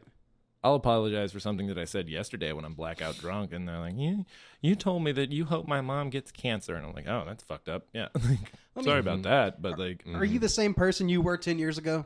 Yeah. Just think about all the dumb shit that you've said and you thought 10 years ago. You're not the same fucking person. That's insane. Right, and you shouldn't be accountable for things you said 10 years ago. Really? Yeah, I mean, you can be, but I think there's a way. I mean, I think there's probably a good way to be. I don't know, like I'll think about the, the Kevin Hart thing and like the James Gunn thing we were talking about earlier. Yeah. I mean, dude, that James Gunn thing's so stupid. That's super fucked up because like that dude, I mean, those fucking Guardians movies were like, they were massive. They were I'm sure they're in the top 10 highest grossing. They were game changers. All right. Like I understand like you need to have accountability. Yeah. Like he didn't Weinstein anyone. Sure. He didn't do anything. He said something. He made some jokes that weren't all that funny. Right. He typed something that took him 2 seconds to write, and he forgot about it. That's the thing. It's but part of what makes him, I mean, this is the dude that wrote, and it like I love it. I loved when he got huge because he wrote Tromeo and Juliet. Yes, he did. He was on Troma. That was his first like film job. Dude, those Troma films. Fucking Troma films. All right, so I used to run a show called Dirty Movies where we just aped the Mystery Science Theater thing and we did it because it's fun and we did it live. We tried to do a Troma film. The problem with Troma films to do like a Mystery Science style thing is they know they're bad. Yeah. They're self-aware That's about the point. it. We did what's the Thanksgiving one where they ate all the turkey and then they Thanksgiving? Thanksgiving. Thanksgiving. Yeah. Well, I mean, for James Gunn to like come from that, but I mean, that's why the reason why the Guardians movies are good is because it comes from they're bad. Well, it comes from Not this bad, like but dark place of humor. Like he has this dark sense of humor, and that's why those movies are good. And that's what gives them the edge over these other fucking movies. Right. And, it's like, what? Oh, Disney wants to fucking talk shit? Like, let's talk about Walt Disney himself, fucking Nazi sympathizer. Yeah. Hello. Exactly. And all this fucking, let's it's look the at, happiest place on earth, man. What are you talking let's about? look at old school fucking Disney movies and all the fucking racist bullshit in that. Yep. It's like, they want to talk shit. Well, that's one of the things that, like, I don't know. All right. So I'm dating this German girl, right? Nice. I'm from the deep south. Nice. She lives in Berlin. When we get frustrated, we like to get into this fun argument about whose people fucked up more. And wow, that's a good. Wow, it's an interesting. Yeah, it's an interesting discussion. Like, yeah, you put all the Jews and gypsies in gas chambers, but we enslaved a race of people for 400 years. Yeah. So y'all are. What's worse? My thing is you're a drop in the water. Yeah, you guys did it for fucking what? Yeah. Like fucking 5 years? Yeah, and then we whooped that ass. Right.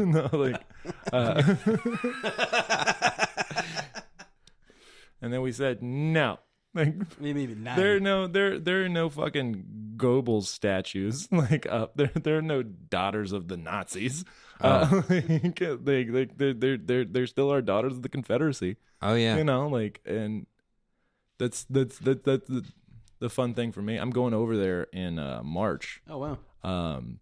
Where does she live? She lives in Berlin. She's from Flansburg. I can't say any of the words. She Yeah. always makes fun of how bad I am at German. So bad. Oh yeah. I mean, you can't. I'm not gonna win. She's No. she's really into handball though, which is just like lacrosse. Mm-hmm. And so they just had the handball championships over there, and it was Denmark playing Norway, and real exciting. But I was trying to explain to her because she's like, Americans, they like stupid sports like football. Your American football is so stupid. Mm-hmm. And I'm just like, all right, easy. I don't know where I was going with that. I just started thinking about my girlfriend. like your Well, they accent, though. fucking, they get, Germany. The first time I went to Germany, I pissed this dude off so bad because I was like, hey man, we were fucking drunk. I was on tour, and I was like, hey man, I'm part Jewish. Is that still a problem here? Fuck. I don't think I'll be able to do my fucking Jew magic joke. No. And this dude wanted to fucking fight me. But yeah, Germany it's interesting because they don't, you don't see the German flag unless it's World Cup. Yeah. Really? They bust it out during World Cup, but otherwise, they're real weird about nationalism and all that shit. They keep that shit. Really? I wonder why. Yeah. They're real fucking chill on that shit. Yeah. They don't fucking do it. But I love fucking Germany. Man, I can't wait to go. Oh, it's great. Because I've never left the country. Oh really? Oh wow. Yeah, no, I've never left the country. Are you gonna do comedy over there? Yeah, I am. Fuck yes. Are you just going to visit, or are you moving? I've built some shit here, so I'm gonna stay here. But I'm trying to trick her ass into coming over. That's the way to do it. Dude, she's so fucking funny. I think because she's getting a master's in journalism, and I think that the way to that's a valuable. I know it's not valuable.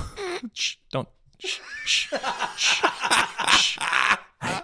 No, I'm sorry. I have a lot of friends that have journalism degrees. I really think that if you want to reinvent the news right now, don't even do a daily show thing, because like one of the things is a lot of foreigners are doing political shows now, which is stupid. I don't care what Jim Jeffries has to say.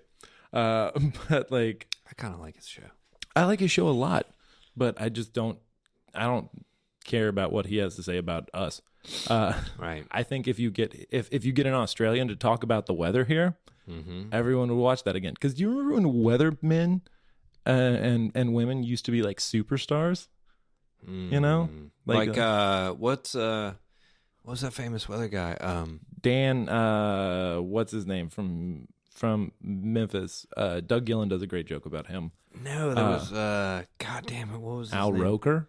Not Al Roker. He was a white guy. He was a overweight, bald-headed white guy. I'm telling you, like, weather guys used to be superstars, and then people on the street. So if you get like, my girlfriend's really hot too. Just know that. Nice. Okay. Yeah, got it. No, but if she was doing like person on the street stuff in Memphis, I feel like people would watch that show more than other people with like because she's hot. The fake American accent. No, because if you do like other accent, like I'm here live today on South Parkway when this is going on right now, and she's like, "Hello, I'm in North Memphis right now, and there was a terrible shooting." I think that would be what it's. Apparently, there's a cold front coming down from some place called Cicero. Does she like your accent when you do that? She hates that. Oh, really? Because I do it bad. I. Willard Scott was the weatherman I was trying to think There of. you go, Willard Scott. Willard Scott. Yeah. You know, he was the original Ronald McDonald. Oh, yeah? No shit. Willard Scott was the original Ronald McDonald. He wore the makeup. Do you remember the first time you had McDonald's? Oh, shit. Not the first time. No. Because my mom was like, bless her heart. My mom, shout out to my mom. But she wasn't, I mean, McDonald's was like a regular fucking thing. Yeah. Because she worked. Yeah. And my dad was like a traveling fucking businessman. So my dad was always on the road. So it was really my mom like taking care of me and my brother. Right. And it was just like fucking McDonald's, you know. So like that was like home. That's like home cooking to me, you know. I was 7 and my grandma forgot me at the Birmingham airport one time. She didn't forget me. She just forgot that I was coming in at like she thought I was coming in to the Memphis airport. And I was coming into the Birmingham airport. Oh, wow. That's a big difference. Yeah. Wow. And she's from Aberdeen, Mississippi, which is like, it's 2 hours both ways. Mm-hmm. And so then it becomes a 4-hour trip. So she drove to the Memphis airport. And then I was just like sitting in the Birmingham airport when I was really young. How old? Like 7. Yeah. Oh, like 7. And you know, like, so I sat there for a couple of hours. I read all my Goosebumps books. And then my grandma just came like blowing in and like, she was literally like she died in 1996, and everyone in my mom's side of the family still tells stories and talks like her. Like that's when I'm hosting a comedy show, like I channel my inner Gan. I just want everyone to have a good time. Hey y'all, how you doing? You know, like she's just like classic Southern like lady, and she just came in. She's like, "Oh my God, Will, I'm so sorry.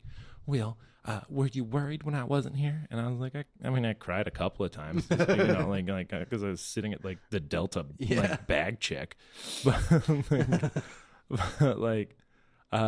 she took me to the McDonald's and she got me she didn't give me a kids meal, she got me a quarter pounder with cheese. Nice, that was your first. Yeah, and like it's the first one I remembered, and I was just sitting there and I was just like, this is fucking dope. So you didn't have McDonald's until you were 7? I think I had it before then, but that's the first time I remember having it. That's the first time I remember those sweet, salty fries and then playing in the ball pit.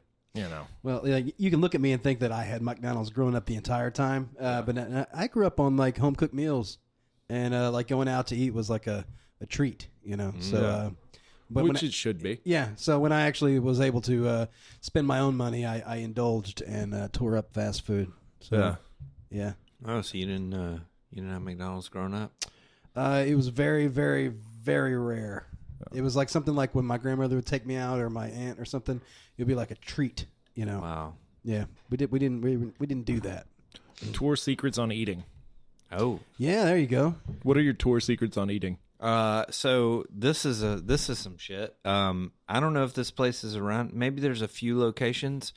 There used to be an Italian fast food place called Fazoli's. Oh, yeah, it's delicious. Shit. Yes, it's good. So we would go to Fazoli's and all the breadsticks you can eat. Yeah, all unlimited breadsticks, and for like $3.99 you get a plate of spaghetti. So that was our thing. You get the plate of spaghetti, the cheapest thing, for $3.99, and then they come around to your table with the basket of breadsticks, and we'd just be like, just fucking empty that basket of breadsticks on this fucking table.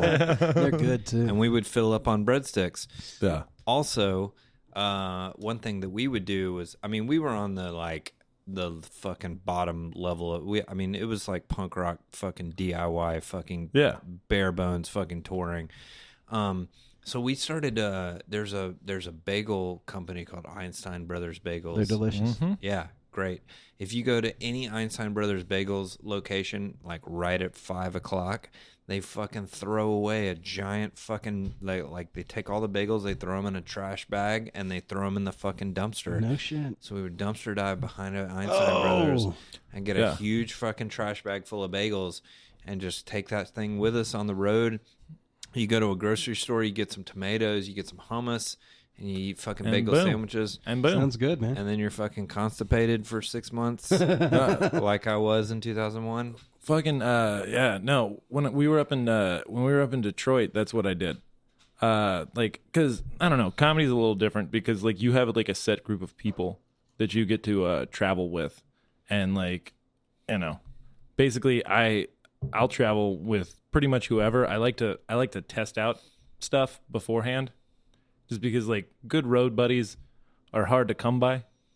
So like I'll go on a trip to Oxford, Mississippi, or I'll do a turn and burn from Nashville, 3-hour drive there, 3-hour drive back, just to see if I can handle who they are as a person in the car, because the in the car stuff for me is very important. Like I typically don't pick music. And I grew up with all the sports stuff, so like I'll talk if there's a good time to talk, but like I know when to be quiet. And so there's some people where you'll go to Little Rock and like you'll be in a car with 4 people, and it's just like dudes shitting on each other, like da da da da da da, like fuck you, like mom's gay, like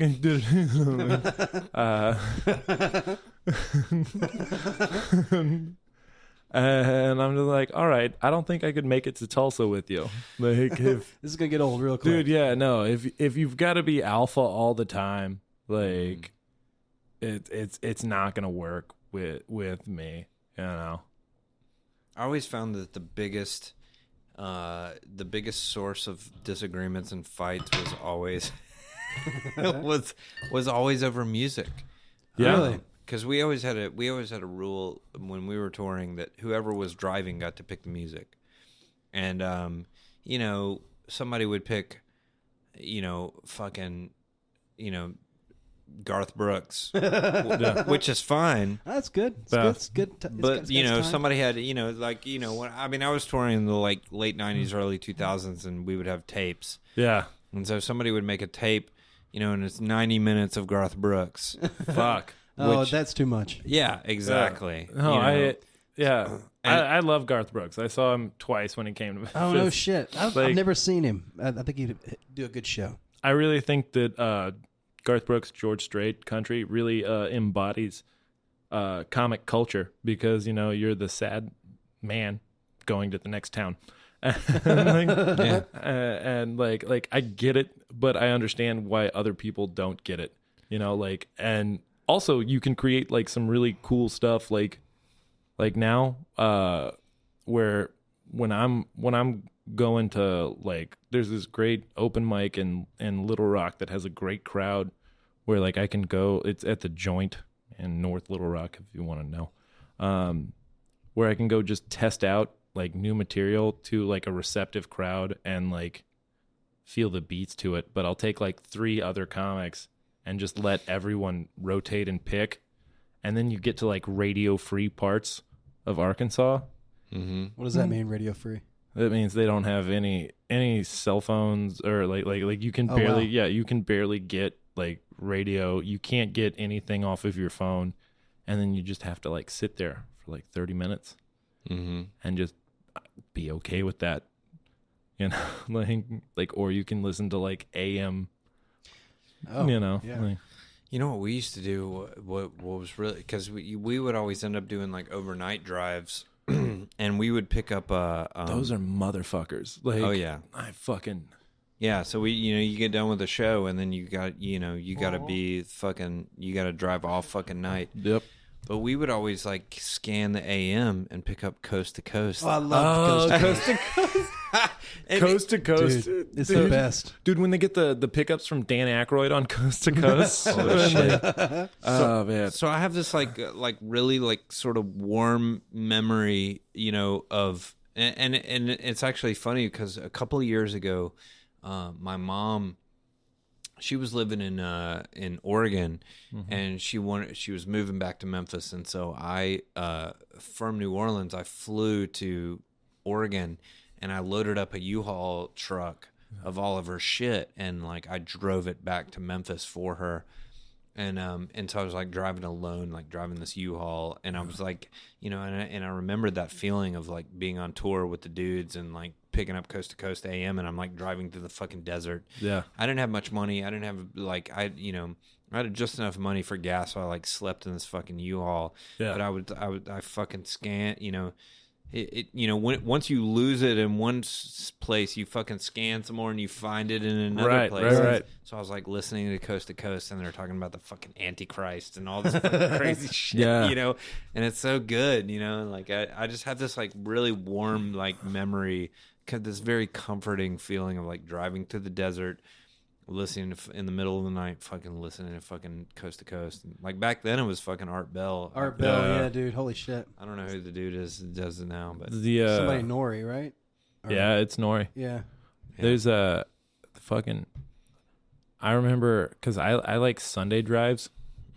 Sunday drives with like NPR where I can get Click and Clack. Oh, dude. oh, And I laugh get, like that. yeah, I can get Click and Clack. You know, and they're dead now. they're both dead. I thought one of them died recently, but they're not doing it anymore. Yeah. And then so good though. the Gestalt Gardener. Oh, Dude, I don't know about that. the Who's Gestalt Gardener, he's just this dude who's really into gardening, and he will just like, he has an hour-long program, I think at like 9 o'clock in the morning, and old ladies just call and ask about their perennials. Yes. And it is the most beautiful show because it's like, hi, I'm from Auburn, Alabama, and I'm trying to grow this. And he's like, well, you're in a tropic zone. Why are you trying to grow that? You can grow so many cool things in a tropic zone that we can't grow up here. And like, it's like seeing people who love what they do is awesome. Yeah. You know, like, and he loves gardening so much. And like, I don't know, like I used to live with, this husband and wife, and they were from Kentucky, and they're real big DIY people. And so like I would get to pay my rent to learn how to build shit with them. Like we built like a hinge key greenhouse together, and like all this other cool shit, you know, and like just people figuring out doing what they do is fun. Makes me realize that I'm an idiot. You know, like yeah, I still buy Hondas because I know how to fix them, except for the new fucking like Prius ones. And like the electric ones that have the second fucking battery in the back. Yeah. Like, I mean, Honda makes a good fucking car. Yeah. I mean, you know, I don't know about shit about cars nowadays, but I know fucking, you know, when I first started driving a fucking 80s fucking Honda or Toyota, like you couldn't fucking kill it. nope. No, It's they keep impossible. going as long as you keep the oil changed. It Yeah. goes. Yeah, that's exactly it. But I can still change oil, change brakes, fuel pumps, batteries. Anything outside that, it starts getting weird. Yeah, no, but that's all you need to know Alternators. how to do. Yeah, alternators, you know, like, I don't know if a piston's fucked, but Yeah. like, you know, then What are you touring? What what am I doing? What do you? what do you tour in? Like, what do you drive? I'm touring in a 2012 Honda Accord Sport. Nice. It's typically just me. This time I'm going with Doug Gillen. He's a good dude. He's a really fucking good dude. I worked on a commercial with Doug in the last year. We worked on a Southland Greyhound Park. Yeah, isn't Southland Gaming and Racing? Yeah, no, he's a smart guy. No, he's a nice dude. He's one of my best friends. He's a psycho because he does stand-up comedy, which like is fantastic. So like it's me, him, Mark Brimble, and Sammy Anzer who run the Comic Comedians, and like Doug thinks about these crazy advertising things and like all of this stuff. Like basically like my background is in setting shit up. Like I can put asses in seats and like shake hands, and like I'm a decent host. Like Doug is building these like advertising things and knows how to build websites, and like Mark tracks all the metrics. Basically like the way we negotiate to get like new comedy shows is they get to be the carrot and I'm the stick because I'm the mean guy. like yeah, no, that's how that works. They get to razzle dazzle, and like I'm just like, all right, just pay us on time. So you guys are going out together? Me and Doug, yeah. Cool. When does that start? That starts tomorrow. And how long is it running? We're gonna be back on Sunday. Okay, well, it's just a little run. Like we don't long tours are hard in Memphis. You know that because we all have day jobs. Right. Yeah. Like we can't do long tours. I mean, some people can. I know. What's the dude's name that we had in here? Mo. Well, but no, Mo go out for like 3 months. Yeah. Mo's been headlining since forever, and like he's been doing it for fucking 20-something years. Yeah, no, and like me trying to cold call, like no one gives a shit that like. Yeah, he was explaining that like how you the way he gets his shit. He'll call up a comedy club and be like, look, what are some dates I can do? Mm-hmm. And they'll say we have this time open, and they'll book him for a few nights there. Yeah, and then he calls the next one and he's like, okay, cool, I'm booked here this time. Can you squeeze me in the next week? So right, because he's kind of like managing it himself, which kind of seems interesting. Yeah, no, and I'm newer to the game than he is, and so like I'm still trying to build a base here. Like like we were talking about the flyer and everything, and I think we kind of like we never settled that. So you said you had a flyer story. What? You said you had something to say about it. Oh, I mean, I guess we were talking about the flyer, and we were talking about how they pick their. There's like the best of Memphis, and which is supposed to be like a citywide thing, but I don't really know. Like they let people vote, but I don't know if it really. But you were saying something. You mentioned something about how that maybe the flyer writers are not like comedy savvy. Yeah, but you have to think about the thing about journalists is like you'll have journalists and they're like, okay, I have to write the best of Memphis thing, and I have to pick the three best fucking comedians. And maybe they don't go out and fucking see comedians. So what they'll do is they'll like do research on like who do they'll go online and they'll go, okay, who gets the most fucking press of anybody, and they'll just fucking pick those people because they're fucking journalists, and like which is fine because like honestly like Memphis is the Wild West of comedy. It's fantastic. I was able to roll in here like 4 years ago, and now. Me and the people that I love that we're picking up the dog drinking water in the background. I think that speaks volumes for this fun conversation. I think when Mo was here, it was like Jared brought his dog and the dogs were like fighting under the table. right. That's no. But once again, that's not to take away from all of the comics who get nominated. It's just like no one comes out to see stuff.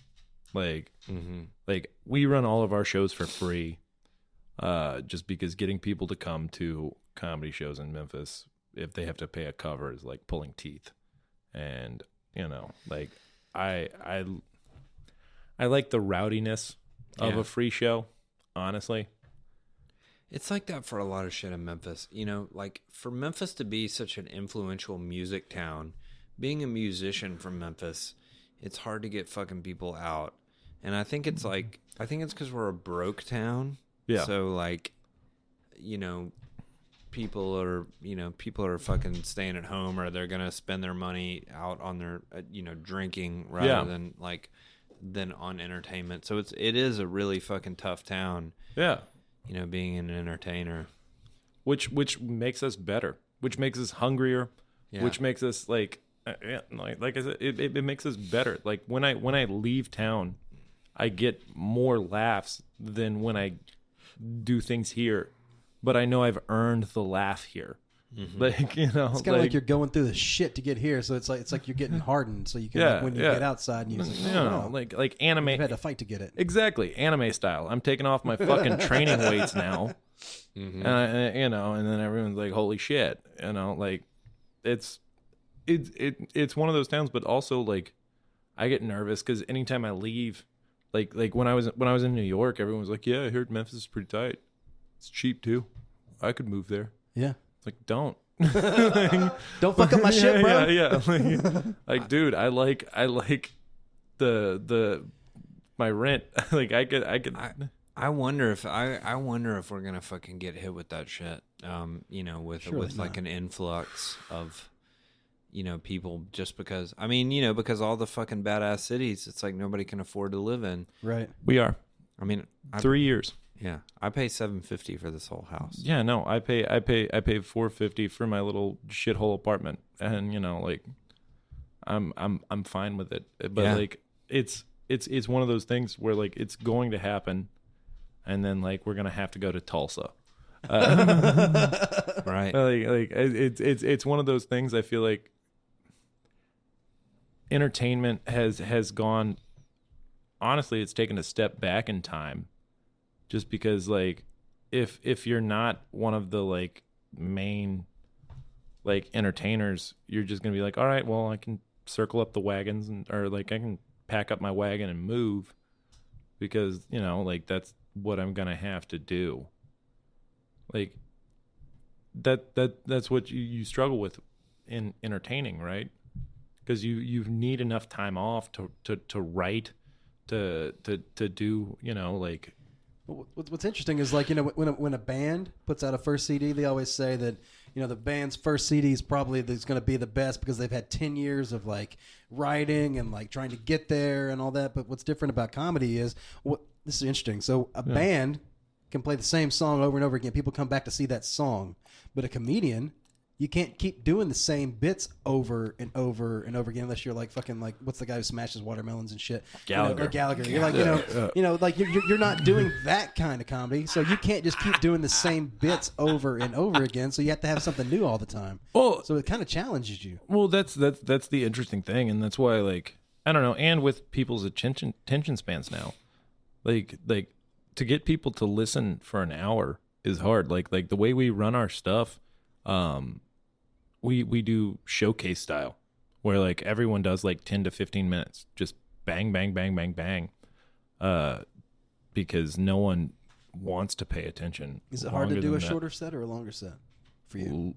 For me, longer sets, but like, it depends honestly. If everyone's into it, like I'm doing a show in Austin called Cold Town Theater, and it's like this beautiful little black box theater. And I go there once every 6 months. And I have a big Excel spreadsheet about the jokes that I told there last time, because I don't want to tell the same jokes to the same people at the same time. Right.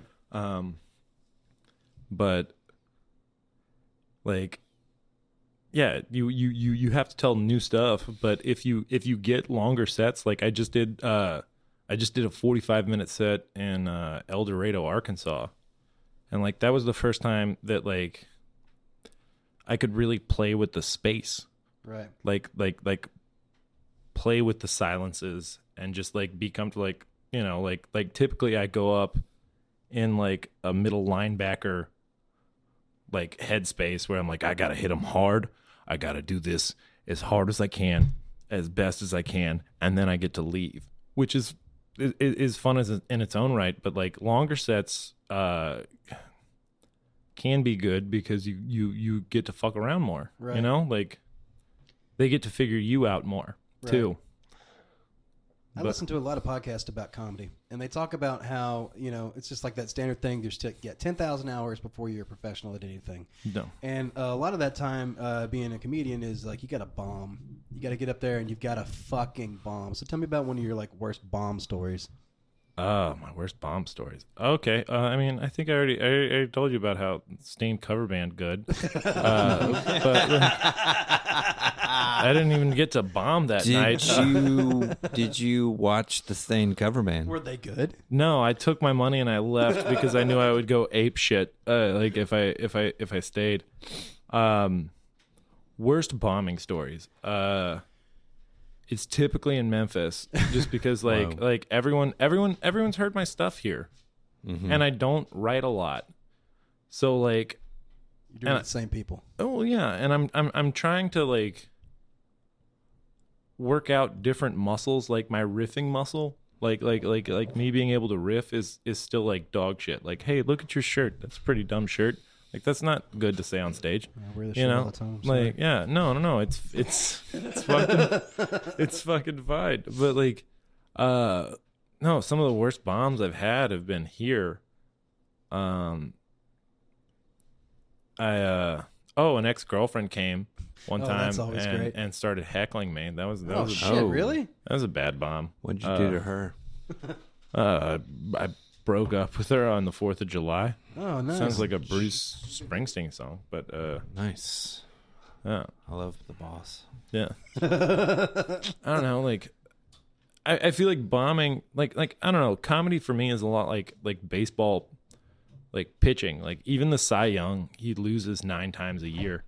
He's still the best pitcher in the game, but he lost 9 times that year. You know, so like it's comedy, and like I tell this to a lot of like younger comics, you got to have a short memory and you got to have a thick skin. Like you know, that's the thing. You go up on stage with like a nugget of an idea that you want to work into a joke, and if it's not funny that time, that's fine, but if you think there's something funny there, you have to fucking delve into it, and that just takes time, and that takes fucking eating it. And that's stage time and working it out, right? Yeah. Well, you know, like you only get like you only get 5 minutes to work out stuff. Right. You only get 5 minutes, and then if you want people to listen to you, you have to have like a quick quip to get everyone into it. So you're using 30 seconds of that 5 minutes to get people to listen to you with an immediate laugh, and then you're trying to spend the next 4.5 minutes telling your story, or you're a one-liner guy, or girl or person, and and you're just trying to throw out, you know, as many one-liners as you can, but you know, like if you don't record your sets, and if you're constantly like looking at your phone, it's gonna mess up the ambiance of the thing, and you know, like it's a tricky business, you know. It's just a tricky business. So like the worst bomb I've ever had was when I was still living in Corinth, Mississippi. I had crushed with the same 5 minutes 3 times in a row at the P&H. Just murdered with it. And I was like, I'm gonna do that same 5 minutes again. And they're good jokes, but everyone had heard them. Right. No one wants to hear the same joke 4 times in a row, you know? Yeah. Mm-hmm. No one's going to even fake laugh for that. Even though I know they're funny jokes. Yeah, I'm going to fucking do that. Right. Everyone just sat through my thing. And then the host was like, all right, you've heard him do the same 5 minutes. He called you out on it. Yeah, you know, like, which was good for me. Right. Which was good for me, you know? Yeah. Oh, yeah. I mean, the thing that a comedian does is it makes it that they make it feel like that it's coming off the top of their head. So people who are seeing it fresh, like, oh wow, this guy's a badass. He's up there riffing. Yeah, you know, I think you got it. That's part of working it out is multiple times. David Letterman said it. Comedy is just rehearsed spontaneity, and like that's one of the things that I learned. Like, even if something doesn't work the first time, if you know it's funny, you just gotta attack it from a different angle. Right. Like, that's Do you do social media? Yeah, I do. You can find me on Facebook at William Lynn Loden Jr. And you can find me on Instagram at Will_Loden. And you can find me on Twitter at Will.Loden. And you can find all of the things that I'm going to do and all the people I work with at Comma Comedians on Facebook or Comma Comedians on Twitter. Comma Comedian? Like the George Michael song. Comma comedian. That's Boy Comma George. comedian. That's Boy George. Yeah, I fucked that up.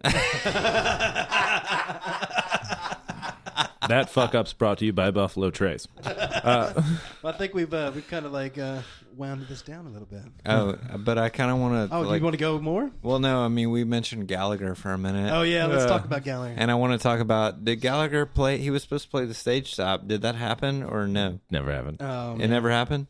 What happened? Stage stop? Yeah, Gallagher was supposed to play the stage stop at Rock and Raleigh. Top of the hill in Rock and Raleigh. Yeah, top of the hill in Rock and Raleigh. You know that it's not the real Gallagher, right? Yeah, well, it was his brother. Yeah. His brother bought the rights to that, which like is a crazy legal thing. But I thought that that got resolved. I thought his brother bought it, and his brother was touring as Gallagher, and then the original Gallagher was back. And but then he said some racist shit, and I want to. Is that surprising? No. I don't know. I mean, I just like when I was a kid, my uncle, the guy that I ended up having to fucking wipe his ass as he was dying of pancreatic cancer. Right. But when I was a kid, he had these fucking Gallagher specials on VHS. Right. And so, I would end up at his house and just to fucking placate the fucking kid, he would put on the fucking Gallagher specials. And all I remember about it is him fucking smashing watermelons. I don't remember like anything about his act other than smashing fruit. It was built around one-liners and smashing fruit. Yeah. No. But yeah, he was supposed to. I mean, I feel like within the last year, yeah, he was supposed to be here. He was supposed to play fucking the stage stop, and I don't remember. It never came through. God damn it! I would open for Gallagher. Yeah, of course you would. Fuck yeah, you would. But you get to come out in a fucking rain suit. Exactly. No, I've got a Gordon Fisherman's jacket, so I look really good on there. And for anybody who doesn't know, the stage stop is like it's like a fucking redneck metal bar, right? It's like a fucking butt rock bar. Are you afraid of butt rock bars? Sorry, so because that's like I don't give a fuck. Like there's some wonderful shows in Jackson, Tennessee. Like we did some stuff in Jackson, and like there are a lot of Midtown comics who are like, I would never go out there. It's like, why? Their money's good. Like it doesn't matter. Like the guy who ran the comedy club in Jackson, if you sucked, he would pay you in Sacagawea gold coins. Oh, and that's very interesting. Yeah, no, there's nothing like paying for gas and cigarettes in Sacagawea gold coins. It's like you're in Europe. There's like a lot of coins. Yeah, exactly. This is American Tinder. It'll be okay. But no, I don't know. Like our job is to make people laugh. Like I can't fault anyone for trying to be the king of clean, right? Or like you've got to find your niche now, because like the way that everything's broken up, you just got to tour constantly, and Do you remember your first joke? Yeah. Can you hear it? I always like to ask comedians this. All right. Can I? Do you mind it? Yeah, please. Let's kill this fucking more bottle. Buffalo Trace. We've drank a whole bottle tonight. Let's kill this bottle. All right. One second. Yeah, get that. Get it. All right. Sounds so good. Have you guys ever noticed how football announcers sound really gay? they sound super gay. You know, it's like you'll be sitting there watching the game and he'll be like, all right, and the left tackle, he's just a big bear of the man, you know, just kind of guy who can put his paws on you and have his way with you. Yeah. And that wide receiver out there with that stallion's ass. He's got really soft hands. He can catch anything. I'm reworking this because I've gotten better at comedy. I'm not delivering this the exact same way. And then that quarterback, he's a class act. He's a class act. He's the kind of guy you could take behind the barn and play penis pinochle. But like, that was the first joke that I did on stage. Nice. Hey, what's up? My name's Will Loden. Have you ever realized how football announcers sound real gay? Beautiful. Man. Yeah, that's... Is that it for us, everybody? I mean, I do have to piss like a racehorse. We've gone for 2.5 hours. I think we're good. All right, perfect. Do racehorses piss a lot? I don't know. I've never understood where that Probably the steroids. I don't know. phrasing came from. All right, well, so check out Will Loden at comicomedian.com, right? You can find us on Facebook at the Comic Comedians. Wait, is it comma like Oxford comma, like or comma, karma like the karma or comma? Comma. Spell it. COMMA. Comma. Comic Comedians. You can find me on Facebook at William Lynn Loden Jr. You can find me on Twitter, even though I haven't used Twitter since Obama was president. Goddamn. Yeah, dude, this has been a goddamn... Cool, man. Thanks for coming and jerking and hanging out with us. It's been fun. This has been fantastic. It's been All super right. fun. Yes, we'll shake across the There bar. we go. There we go. Yeah. Thank you, sir. Thanks for being on. Flesh.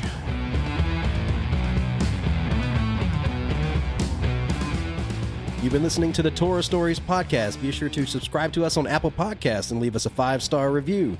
You can also get us on Twitter and Instagram at Tourror Stories, and on Stitcher, and on Facebook at facebook.com/Tourror Stories. Thank you again for Dirty Streets. All right, well, hold on. No, hold on. Okay. Hold on. I'm ready. I'm not going. Still going. All right. Thank you again to Dirty Streets for providing our intro music. You can check them out at dirtystreets.bandcamp.com. Okay. That's better.